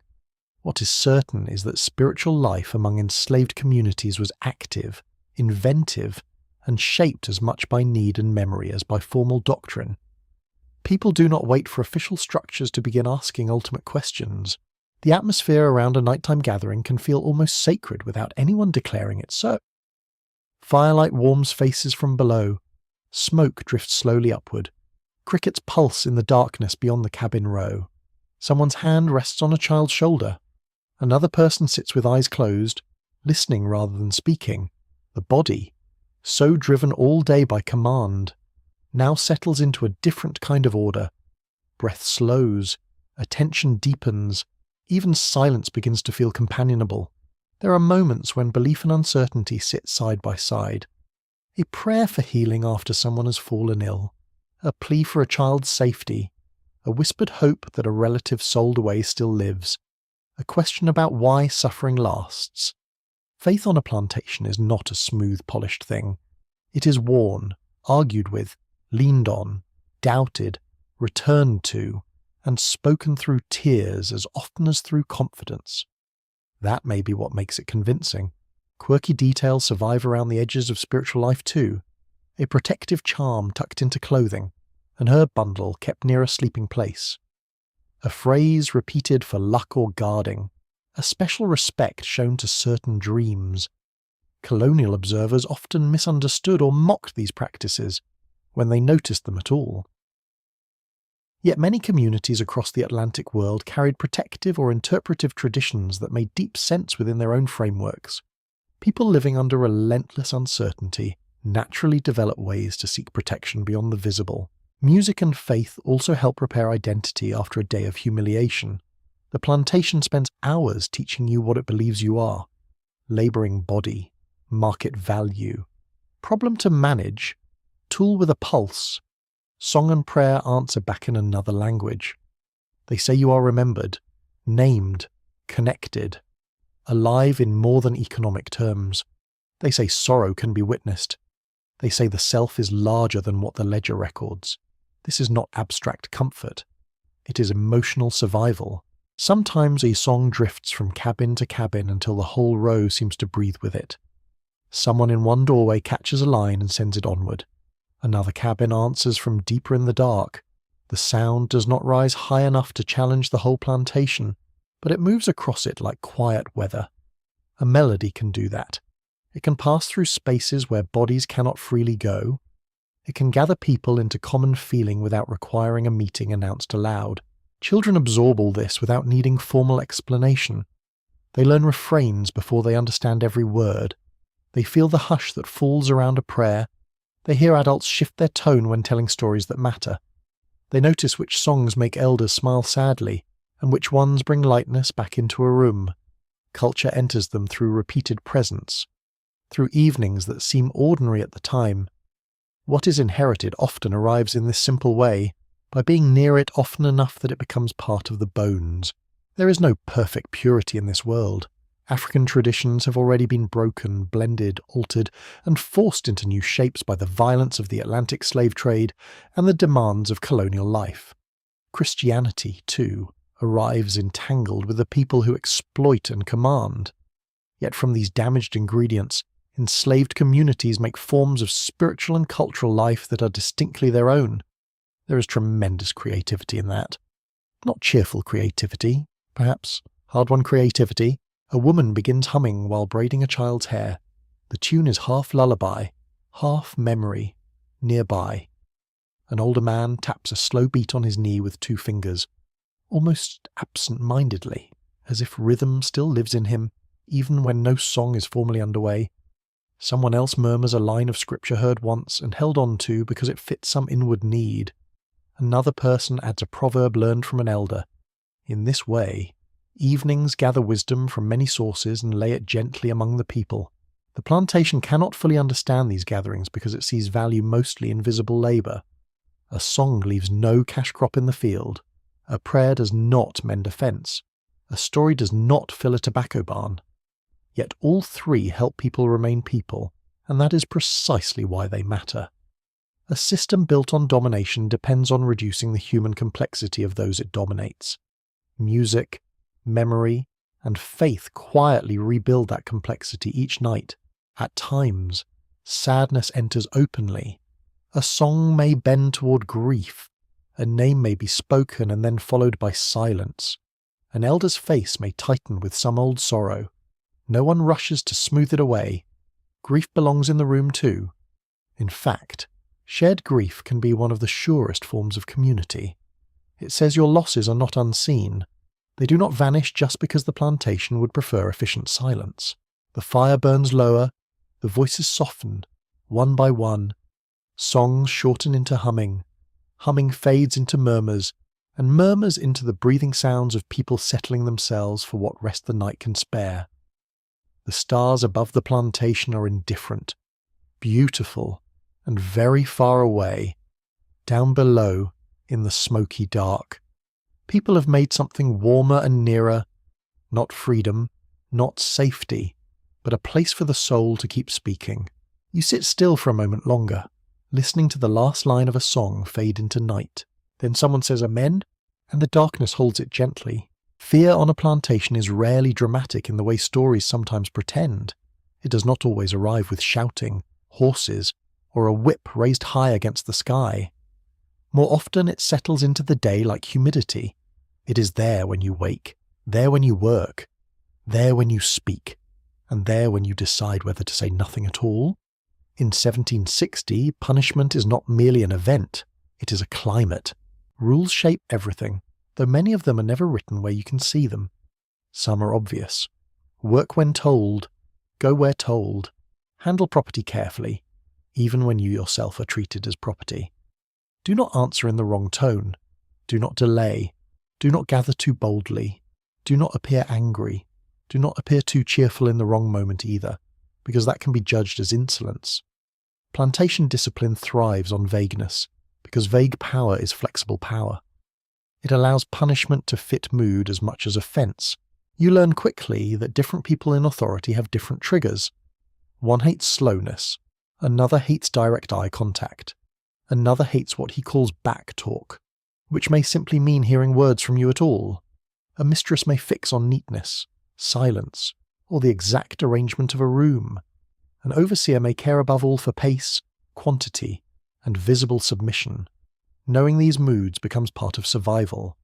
Observation is not a hobby here, it is armour.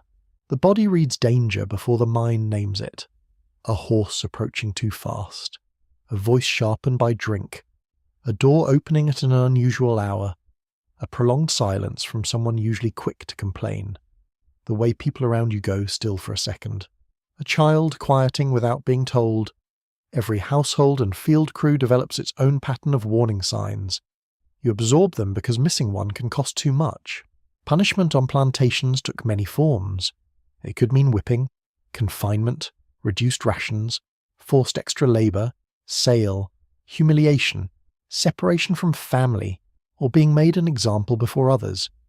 In the 18th century, colonial laws and local customs often gave owners sweeping authority over enslaved people with little meaningful restraint. The law might describe limits in certain places, but those limits were often weak, unevenly enforced, or ignored in daily life. Legal language has a way of sounding civilized while leaving cruelty untouched. Public punishment carries a special force because it turns one person's pain into everyone else's lesson. The gathered workers are expected to watch, to understand, to absorb the warning into muscle memory. Shame is part of the tool, terror is the rest. The plantation depends on spectacle now and then, not constantly perhaps, but enough to remind everyone that force stands behind every command. That reminder allows routine to do the rest of the work. Yet there is also quiet punishment. A person denied a visit. A mother refused time with a sick child. Someone assigned the hardest task after a perceived offence. Someone's clothing withheld. Someone watched more closely than before. Someone threatened with sale until the threat itself becomes a weapon even if the sale does not happen that day. Power does not always need noise.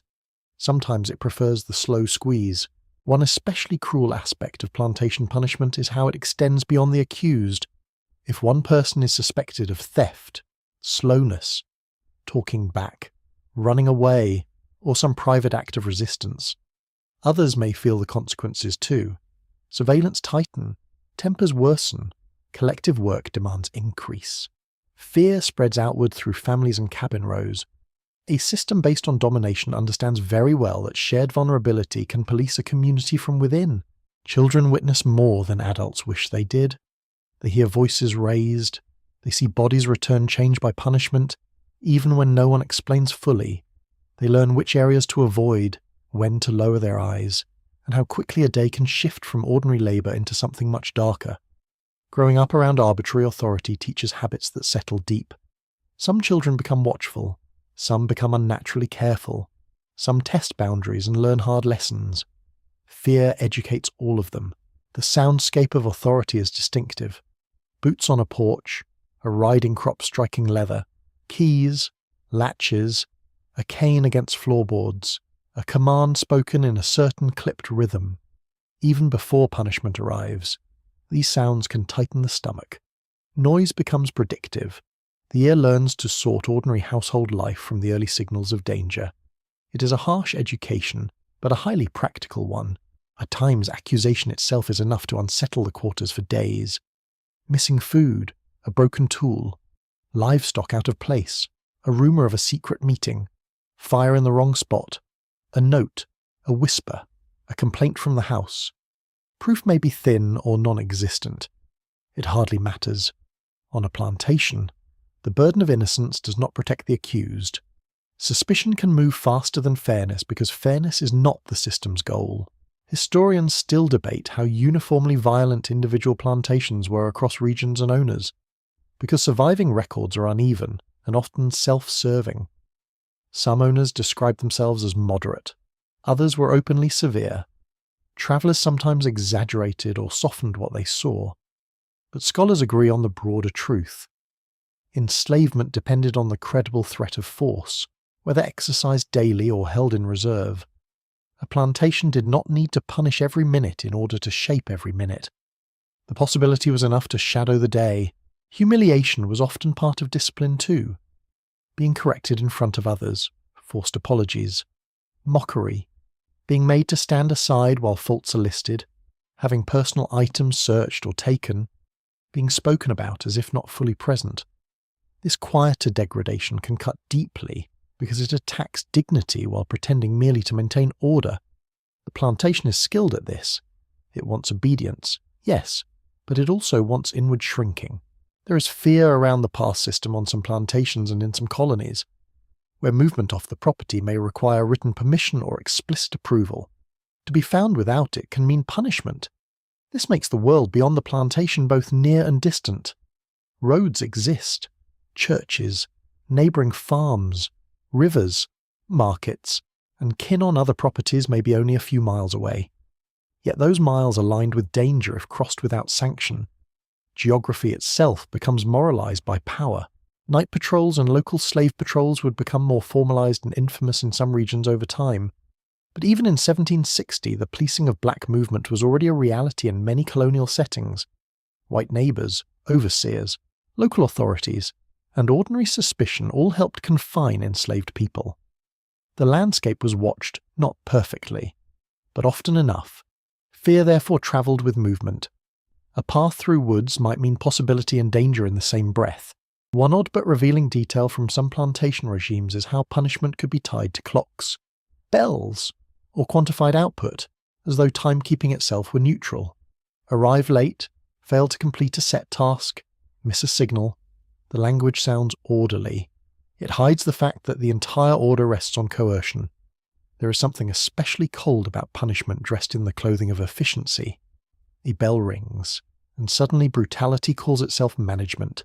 Women face specific terrors in plantation life beyond the general field of punishment surrounding all enslaved people. They could be targeted through accusations of laziness in domestic work, punished for the behaviour of children, threatened through family separation, and exposed to sexual coercion and harassment that the system did little to prevent and often enabled. The record is painfully incomplete because so much of this was hidden, normalised, or left undescribed by those in power. Silence in the archive is not innocence. It is often evidence of what the archive was never meant to protect. Men, meanwhile, could be judged through physical output, challenged through displays of authority, and punished in ways meant to break both body and pride. Yet gender lines never created real safety.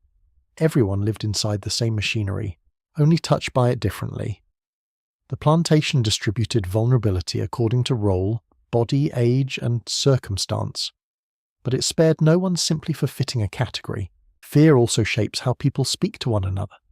Important truths may be whispered. Warnings may be encoded in ordinary remarks. A child may be sent outside before adults discuss something dangerous. A conversation may stop entirely when footsteps are heard. Words become selective, careful, layered. Silence itself becomes communicative. Sometimes not speaking is the loudest warning available. You can feel tension physically in the quarters after a bad day. People sit differently. Hands stay busy but movements are sharper. Someone stares too long into the fire. A child senses the mood and plays more quietly. A question goes unanswered because the adult cannot trust their voice not to betray too much. Fear does this. It rearranges the emotional furniture of a room, and still, people read each other with remarkable tenderness inside that tension. A cup of water offered without comment, a place made on a bench, a bit of salve passed over, a child gently redirected away from an injured person, a look exchanged that says enough for now. Even under pressure, care survives as a counterlanguage. The plantation does not invent human sympathy. It merely forces it to operate under worse conditions. There is another fear too, one less visible but constant. The fear of becoming numb. When punishment and threat are ordinary, part of the mind may begin treating them as weather, expected and inevitable. That adaptation protects the spirit in one sense. In another sense, it can feel frightening, as if the self is being trained to accept what should remain intolerable. People likely experienced this in many ways. Some grew harder outwardly. Some kept anger very close. Some turned inward. Some clung more fiercely to faith, family, or memory to keep their moral sense alive. A person returning from punishment carries not only injury but altered atmosphere around them. Others may want to comfort, ask questions, avoid questions, help, and remain cautious all at once. The injured body often smells of sweat, dust, medicine if any has been used, and the iron tang of hurt. A bench or pallet becomes a place of low voices and guarded movement. Healing itself must happen inside a system that caused the wound. The plantation wants fear to be educational. It wants every threat to simplify you, to make your choices smaller, your posture lower, your imagination narrower. Yet fear can also sharpen perception in unintended ways. You come to know the moods of power, the weak spots in routines, the difference between a bluff and a real intention, the distance between one building and another in darkness, the sounds that mean safety for the next few minutes. Oppression produces knowledge even as it tries to erase it. Late at night, when the property is mostly quiet, fear does not vanish. It thins. Perhaps it changes shape. A snapping twig outside, an unfamiliar voice in the yard, a light where no light should be. The body remains half listening. Sleep on a plantation often carries one ear still open to the world. Deep rest is hard in a place where danger can wake with you. This is the burden of living under punishment. Not merely the blows, threats, or rules themselves, but the steady occupation of the senses. Fear settles into hearing, posture, breath, and timing. It teaches caution with terrible efficiency. It narrows the path on which daily life can move. And yet, even in this climate, people continue to think, love, sing, plan, and endure. That may be the most defiant fact of all. The fire burns down to a red glow. The room grows still. But even in stillness, yes, you listen. A plantation wants obedience to look complete. It wants every path watched, every hour accounted for, every body turned into predictable labor. But human beings are inconvenient creatures. They think sideways. They remember details. They test weak points. They help each other in ways that do not announce themselves. In 1760, survival on a plantation is not passive. It is full of choices so small they might escape an overseer's eye. Yet together they form a quiet tradition of resistance. Not all resistance looks dramatic. In fact, most of it does not. There are no trumpets, no tidy speeches, no conveniently timed lightning strike from heaven. There is simply the daily question of how to remain a person in a world that is trying to convert personhood into output. Sometimes the answer is hidden in skill, sometimes in slowness, sometimes in memory, sometimes in helping someone else endure one more day. Skill itself can become leverage. A carpenter, a blacksmith, cooper, driver of wagons, boatman, healer, spinner, cook, or midwife may know things the plantation needs badly enough that even power must negotiate with them a little. Not fairly, certainly, but differently. A good cooper keeps tobacco packed and moving. A skilled smith repairs the metal life of the place. A knowledgeable boatman understands waterways that others fear. A midwife carries life in her hands. These abilities do not erase bondage. They can, however, create small spaces of maneuver. You see it in the way a skilled worker handles a request. Not refusal exactly. That would be too dangerous. More a measured pace, a calm explanation of what must be done properly. A reminder that bad workmanship wastes material. A pause to gather the right tool. The language sounds practical, even obedient. Underneath it lies a claim to expertise. Expertise is powerful because it cannot be fully replaced by shouting. A man may own a hammer. That does not mean he knows how to make a wheel stay true. Women often carry forms of expertise the plantation undervalues while depending on them completely. Cooking from little, preserving food, healing children, assisting births, weaving, sewing, washing, managing household flow, keeping social knowledge alive, reading moods, passing warnings discreetly, organizing care when someone is hurt. These are not decorative skills, they are structural ones. Plantation life would splinter quickly without them. That dependence may not grant open power, but it gives women central roles in the hidden architecture of survival.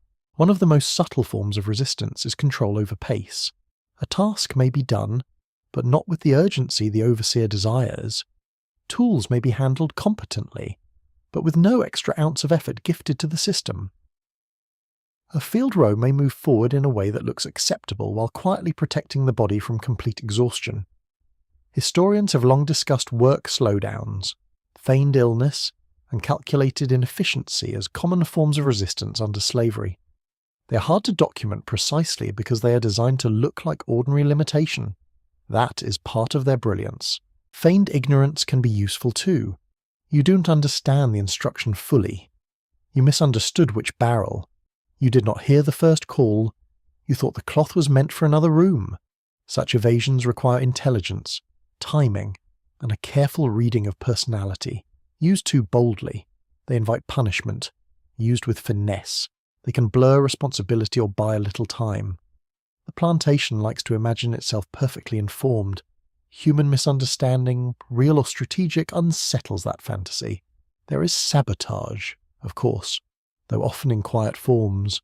A tool misplaced, a gate left imperfectly secured, a harness not checked with full devotion, a process slowed through tiny interruptions, an animal that somehow ends up where it should not. Seeds handled carelessly, a pot scorched. None of this sounds heroic in storybook fashion. That is because resistance in daily life is rarely theatrical. It is cumulative.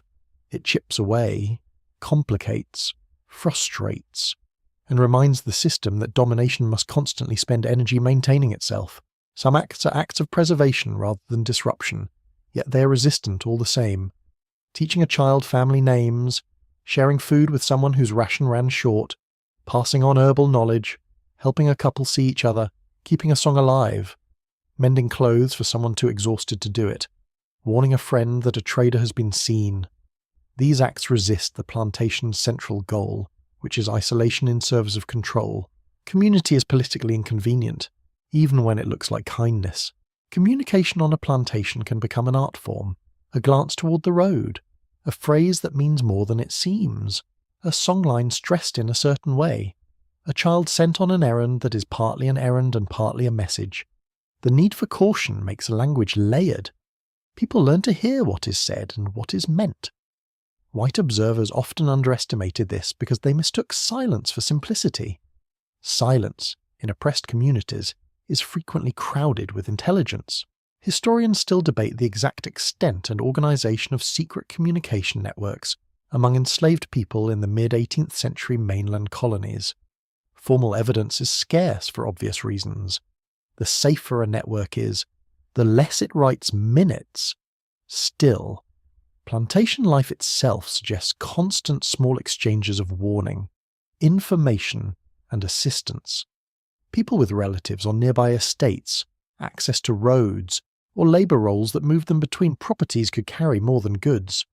They could carry news matters, a new overseer, a rumour of war, a local shortage, a death in a neighbouring household, a theft blamed unfairly, a patrol seen near a crossing, the arrival of a trader, the possibility of sale, the fact that some distant owner has gone into debt. Information can alter choices quickly. Who travels, who hides, who waits, who avoids notice for a few days. Knowledge is rarely neutral in a controlled society. It is often a survival asset. There are moments of more direct resistance too. Running away, for one. Enslaved people escaped plantations throughout colonial America despite enormous risks. Some fled briefly to visit family, escape punishment, or reclaim a fragment of autonomy before being forced back. Others sought longer freedom in woods, swamps, cities, frontier spaces, indigenous communities, or Spanish territory farther south, depending on region and opportunity. The dangers were immense: hunger, exposure, pursuit, informants, and unfamiliar terrain all stood against them. Yet the attempt itself tells you something powerful. No regime should flatter itself that those beneath it have accepted its justice simply because most remain where force has placed them. Running away was never a simple choice. To leave meant possible freedom and probable hardship, but also leaving behind family, children, elders, and known support for many. The risk to loved ones weighed heavily. The plantation understood this and exploited it. That is why escape cannot be measured only by successful permanent flight. Even the planning, the temporary absence, the near attempt, the hidden thought itself belongs to the history of resistance. The mind running ahead is already a form of refusal, poisoning frightened slaveholders deeply, whether because it occurred often or because the idea of it haunted them beyond its actual frequency. 18th century records contain accusations, rumours, and panics around poisoning, especially involving food preparation and domestic spaces. Historians disagree over how many such cases were real versus imagined through racial fear. What matters here is that planters clearly understood the vulnerability of their own dependents. The same people forced to sustain the household also knew its weak points intimately. That knowledge unsettled the fantasy of absolute control. A quirky but telling detail is that masters sometimes blamed mysterious crop failures or household mishaps on alleged trickery when weather, poor management, or plain bad luck might have been equally responsible. Domination breeds paranoia. Once you know others have reason to hate your authority, every broken hinge begins to look suspicious. In that sense, even the possibility of resistance reshapes the emotional life of the oppressor. Fear does not travel only downward. Religious meetings, songs, stories, and informal gatherings may also hold resistant energy even when they do not openly announce political aims. A place where people can speak, laugh, pray, remember, and interpret the world together is already a problem for any system built on fragmentation. Shared meaning creates resilience. Resilience complicates domination. The plantation would prefer tired bodies without inward connection. It rarely gets that entirely. Sometimes resistance is visible only in how a person carries themselves. A refusal to appear broken, a tone kept steady, a skill performed with pride rather than cringing submission, a mother insisting on her child's dignity in the way she braids hair or teaches manners, an elder correcting a young person's speech so family memory stays intact. These things can look small. They are not small. Systems of slavery depend on moral distortion.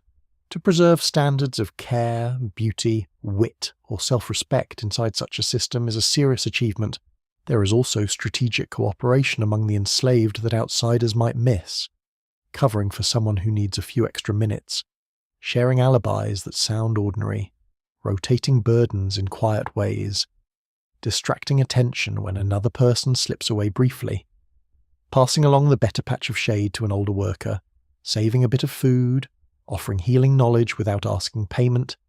Mutual aid is not an accidental softness. It is one of the clearest answers communities have to organise cruelty. Not everyone resists in the same way, and that matters. Age, gender, skill, health, family status, location, and recent punishment all shape what is possible.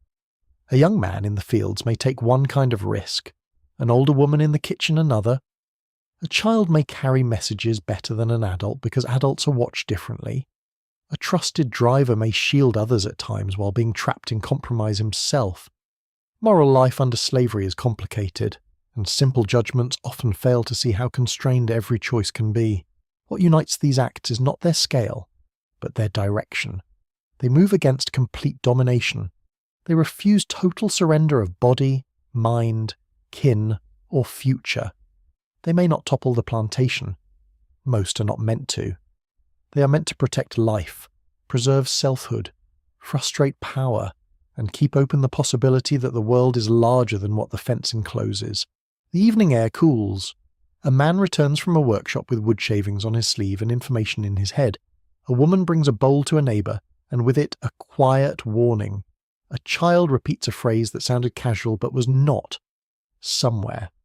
A song rises with a line that means more to those listening closely. Somewhere else. A path through brush is being remembered by feet that may need it one day. This is what survival looks like under pressure. Not saintly patience, not constant dramatic revolt. 1,000 acts of judgment, 1,000 adjustments, 1,000 ways of saying, in effect, you may command my labour, but you will not fully direct my inner life, my loyalties, my skills, or my understanding of what is happening here. The plantation wants smooth obedience. Instead, it receives human beings, and human beings, inconveniently enough, keep finding ways to resist. By the time another day has nearly run its full course, the plantation begins to reveal its larger truth. It is not simply a workplace, though work fills every corner of it. It is not merely a home for some and a hardship for others, though those unequal comforts are plainly visible. It is a machine for taking time and turning it into wealth. In 1760, for black Americans forced to labour on plantations, endless toil is not just the experience of hard work, it is the structure of life itself. You feel that truth most clearly in the body. The body becomes a clock, ledger, and field of damage all at once. It measures dawn by stiffness, noon by heat, evening by the ache in the lower back, and night by the deep heaviness in the legs when you finally lie down. There is no need for a pocket watch when your shoulders already know the hour. Plantation time settles into muscle and bone until labour no longer feels like something you do. It begins to feel like the atmosphere you move through. The plantation is designed to make that atmosphere seem natural. Crops rise in rows, bells ring, meals appear in the big house, horses are saddled, ledgers are kept, orders are given. Things move with enough repetition that habit starts pretending to be order, and order starts pretending to be justice. But nothing about this arrangement is natural. Fields do not demand slavery. Tobacco does not ask for bondage. Rice does not require the stealing of childhood, dignity, and family security. Human beings made these rules for profit, and then taught themselves to call the result normal. That lesson is repeated daily through space. Where you sleep matters, where you may walk matters. Which doorway you use matters. Which room you enter and how long you stay there matters. The plantation divides the world physically, so that power can be felt without always being explained. The big house sits apart. The quarters gather elsewhere. Yards, kitchens, workshops, smokehouses, barns, stables, fields, and paths all become part of an enforced map. You learn the map, not like a traveller, but like someone navigating weather, always aware of exposure. And still, no space is simple. The field holds toil and whispered humour. The quarters hold scarcity and tenderness. The house holds polished order and intimate humiliation. The yard can be a place of exchange, gossip, warning, flirtation, and command, all within 1 hour. Even the road beyond the fence is both possibility and danger. Plantation life is total, but not tidy.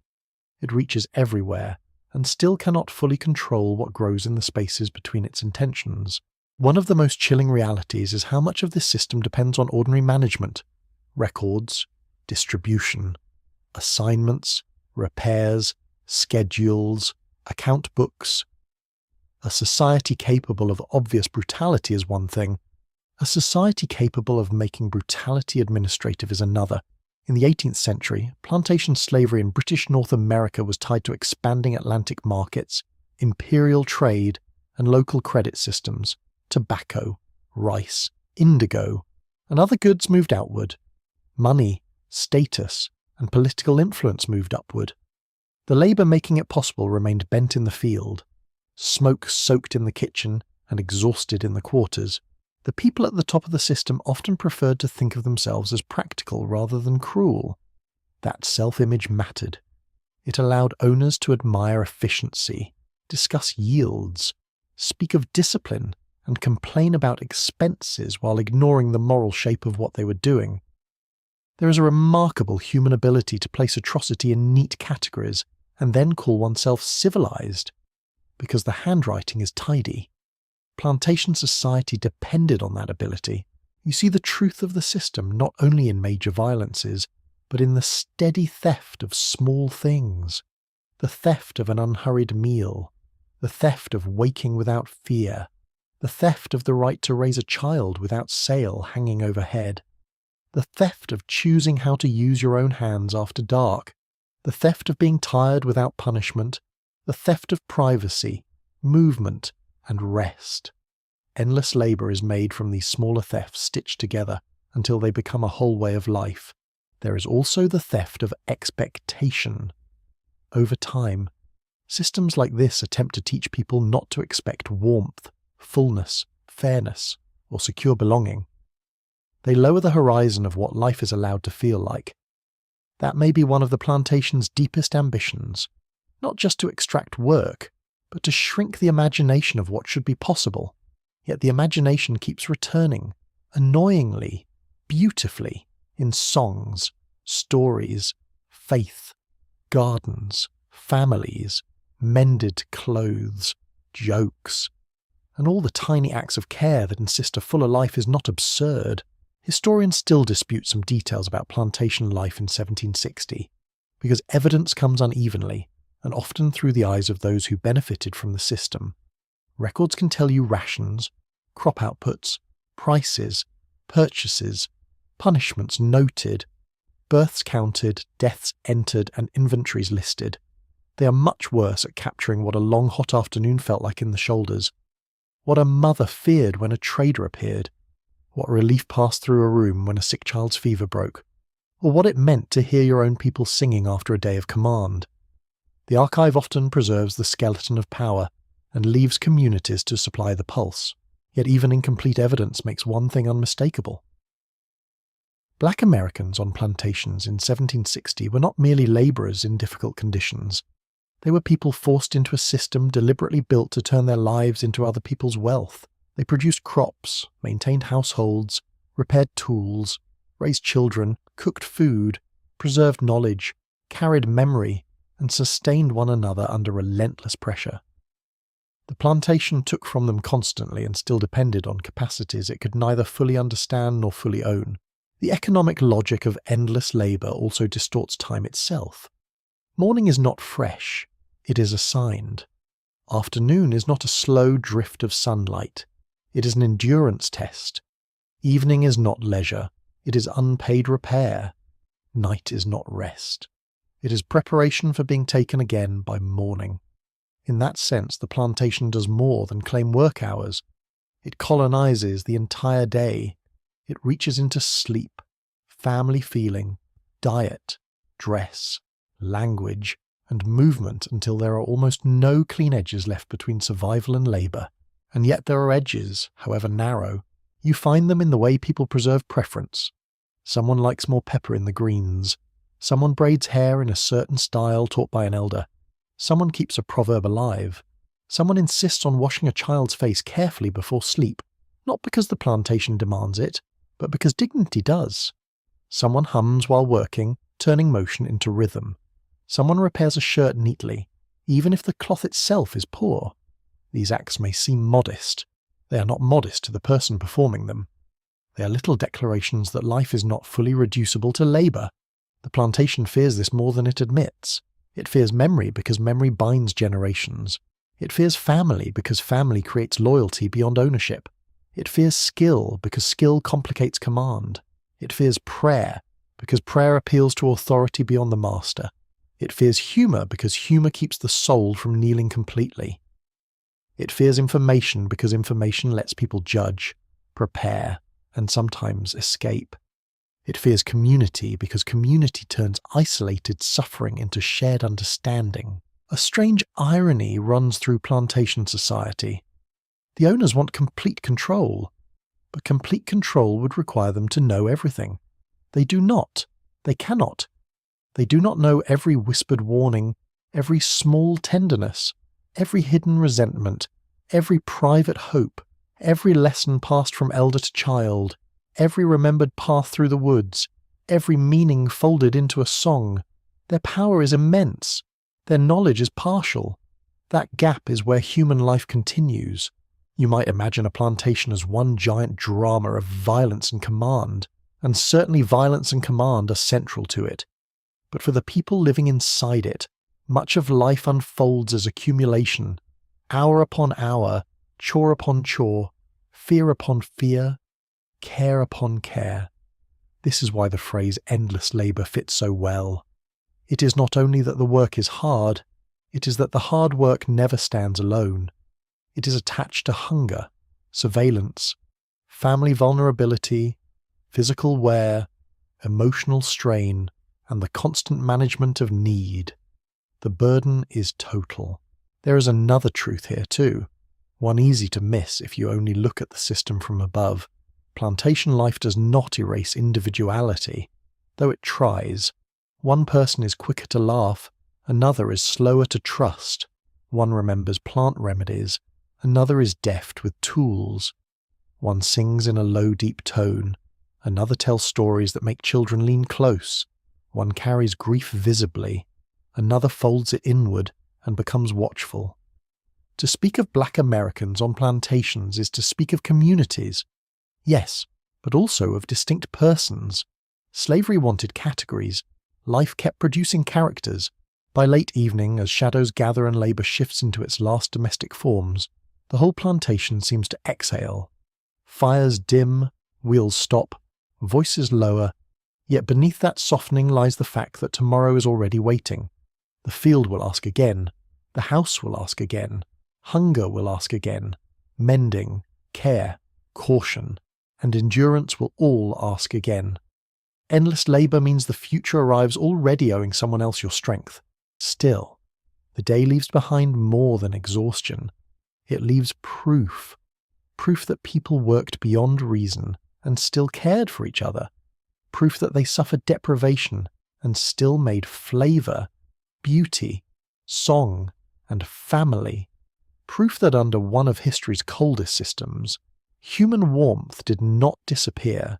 It narrowed, hid itself, adapted, and continued. That does not redeem the plantation. Nothing could. But it does tell you something crucial about the people forced to live there. They were never merely what the plantation said they were. The stars are visible now above the dark rooflines and bare branches. Night air moves more gently through the yard. Somewhere a child has finally stopped fussing and surrendered to sleep. Somewhere an elder shifts on a pallet and lets out a long tired breath. Somewhere a couple trade a few words too low for anyone else to hear. Somewhere a song is being hummed almost unconsciously, while a last task is finished by hand. The plantation rests only in appearance. Its hunger remains, and yet so does everyone who has lived through another day within it. Now let the pace soften, let the fire sink lower in your mind. Picture the cabins settling into darkness, one by one, each holding tired bodies, warm breath, and the last faint smell of smoke in cloth. Imagine the fields no longer harsh in sunlight, but silvered under the night sky, still at last, their rows softened by shadow. The big house stands quiet too, its windows dark, its demands temporarily asleep. Even the tools have gone silent. No hooves, no bell, no command.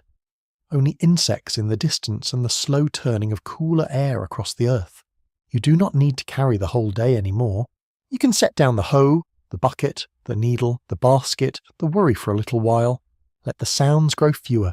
Let the darkness feel wider and kinder than it did at dawn.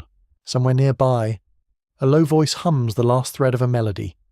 It is gentle, almost for no one, almost for the night itself. A child breathes evenly. Embers glow red, then darker red, then soften toward grey. The rough walls of the cabin hold in what warmth they can. Hands unclench, shoulders loosen. The body, asked for too much, is finally allowed to become still. Above everything, the sky remains patient. The stars do not hurry. The wind passes over field, roof, and sleeping place without choosing between them. And in that quiet, you drift away from the day, not because it was easy, not because it was just, but because even weary hearts must sleep.